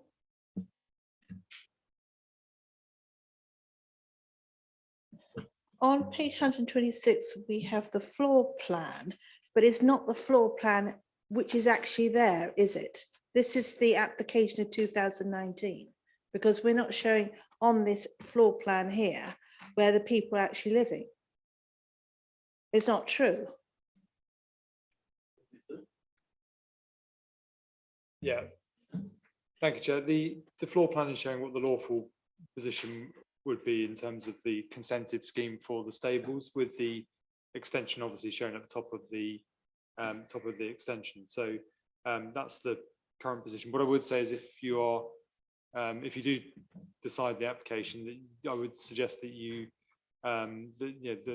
the matters in terms of enforcement and any other application that's under consideration are separate matters to a degree. This is for an extension to a building in the green belts, which would meet those green belt criteria. So those other matters would be for another day. Sorry, Chairman. So this one at the top of 126 doesn't actually exist in that entirety, what I gather. So how can we make a decision on it? Councillor, do you want to say? No, the floor plan. I think, sorry, just to answer that question, I think we need to assess the application on what the lawful use is. Whilst we are aware that some of the internal arrangements may have or may not be as depicted as this plan right now, we need to be very careful that if we accept that the extension to the building within the green belt is within our guidance of 40%, and we therefore think that it is compliant with the NPPF and our development plan, what we don't want to do is approve a drawing which has an unlawful use within. So if we were to approve the extensions, but on their plan, they've also put, but we've got a kitchen and a bedroom and things, we're approving that plan, which then pretty much says it's there, we're fine with that. So, thank you, Chairman. Well, it's gone, Councillor. I'm actually even more confused. I mean, the officer was trying to be helpful, but I thought the argument was going to be that we really have to ignore the sort of alleged breach and look at it as if it was being lawfully used. And then, because the extent of the increase, which is shown at the sort of top shaded section of each floor plan and roof plan on page 126, because that's 20% roughly instead of 40, there's no proper way of objecting to it. But I'm then puzzled as to know, why was the enforcement being pursued so vigorously? Was it simply because there had been no application for planning permission? And what the enforcement was trying to do was to compel a retrospective application to be made.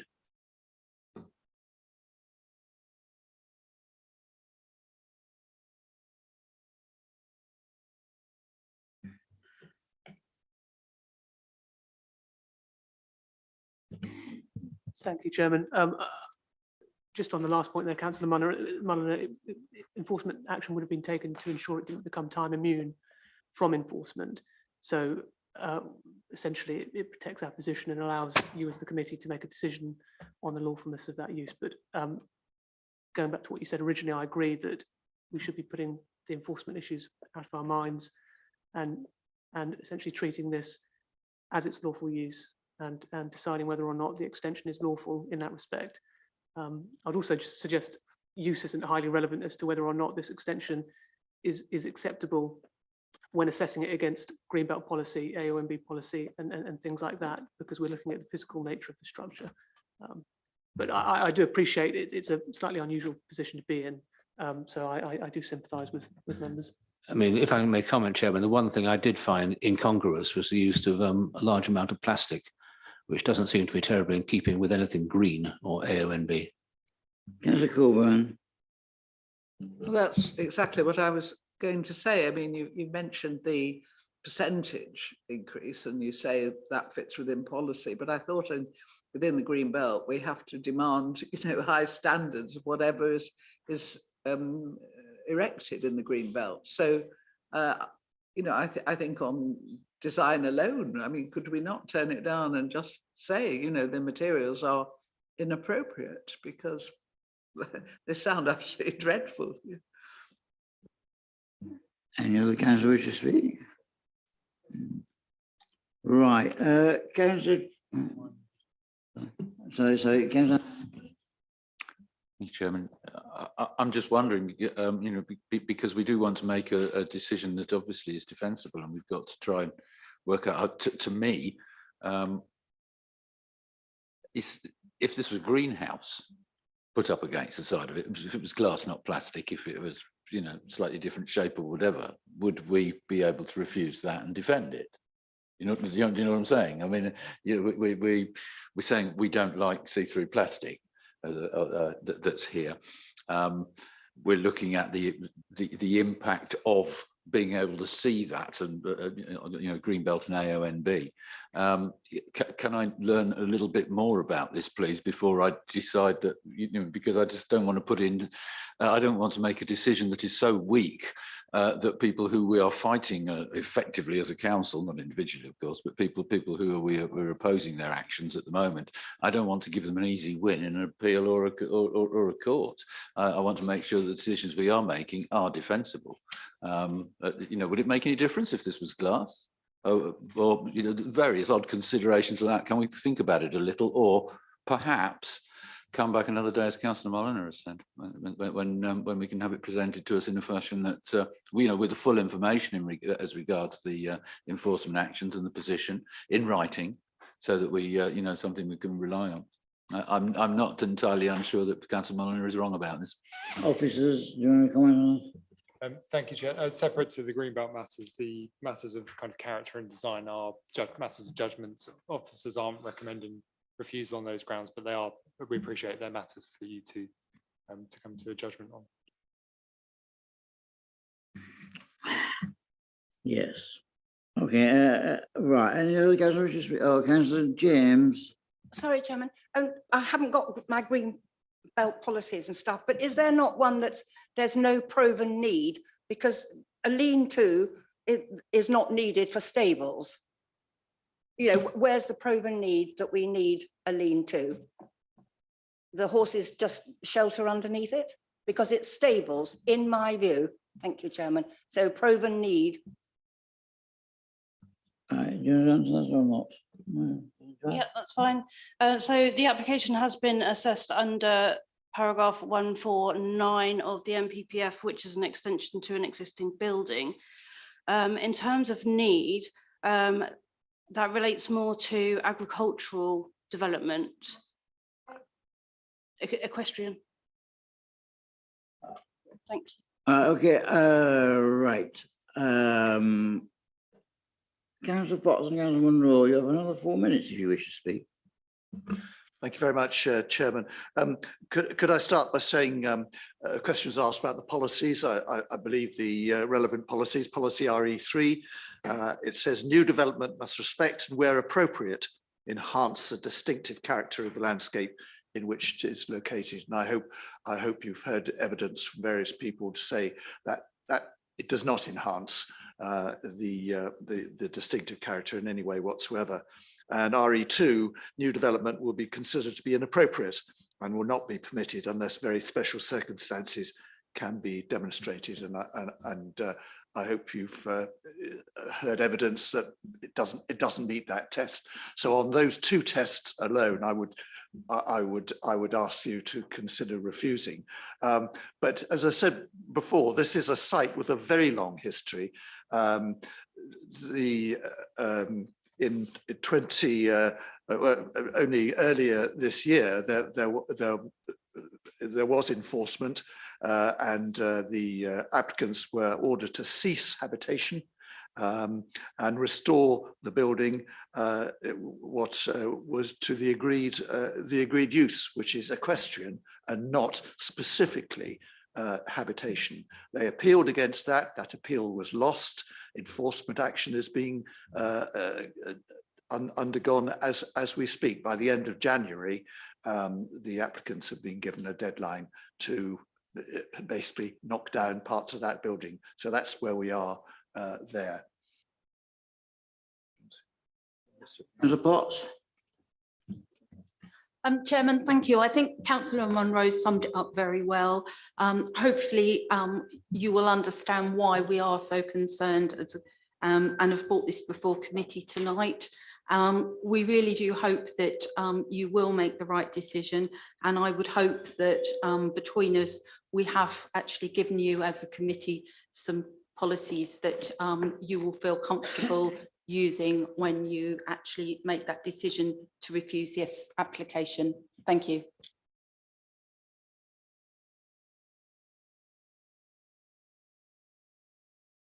Right, personally, unless there's an overwhelming majority want to defer it. Do you want to consider that? Councillor Moran, do you want to still consider a deferment? I don't know if you've any support for that. I don't know whether anyone else wishes to support it. No. Anybody else? No. Okay. Right, then we come to a recommendation then that's subject to conditions 1 and 2 and informed if permission be granted. Those in favour, please raise their hands.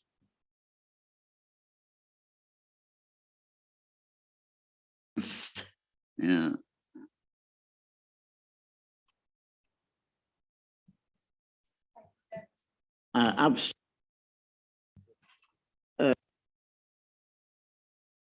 Thank you, Chairman. The result is nobody in favour, 13 against and no abstentions. We need an alternative proposal. Proposal to Councillor Mulliner. That the application be refused and subject to any advice from the officers, RE2 and or RE3 breach of that would seem to be adequate given the nature of construction. Inappropriate developments in the Greenbelt. Officers. Thank you, Chair. I think so. RE3 is to do with the kind of impact on the kind of landscape, which I think is more subjective. RE2 is to do with whether it be inappropriate development in the Greenbelt, and the test for that is whether it's a disproportionate addition or not. And the guidance is anything that is an extension that is under is over 40% is likely to be a disproportionate addition. That this is under it. So I would be more. I think I'd be more comfortable if you were looking at character, which is more subjective, and you know, maybe character and landscape. But in terms of Greenbelt policy, I think that you'd have to say that it was a disproportionate addition, which I think would be quite difficult to defend. Thank you, Chair. Councillor Edmonds.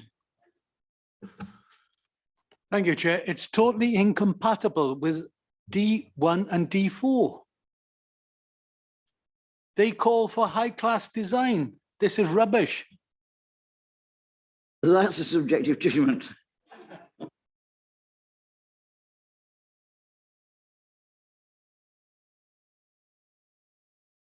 And what will we coming to a conclusion of that? So was the advice to stick to RE3? Yeah, it's more subjective. Yes. Thank you. RE3 is more subjective than RE2, yes. And I've got D1 and D4, which are design-based policies, which we certainly could include within there. Is everybody agree with that? Oh, yeah, hold on. Those in favour. Shall I second? We haven't seconded it yet, have we? No, well. If I may somebody's gonna second, it. and then we can put a hand up. Yeah, okay, who's going to second it?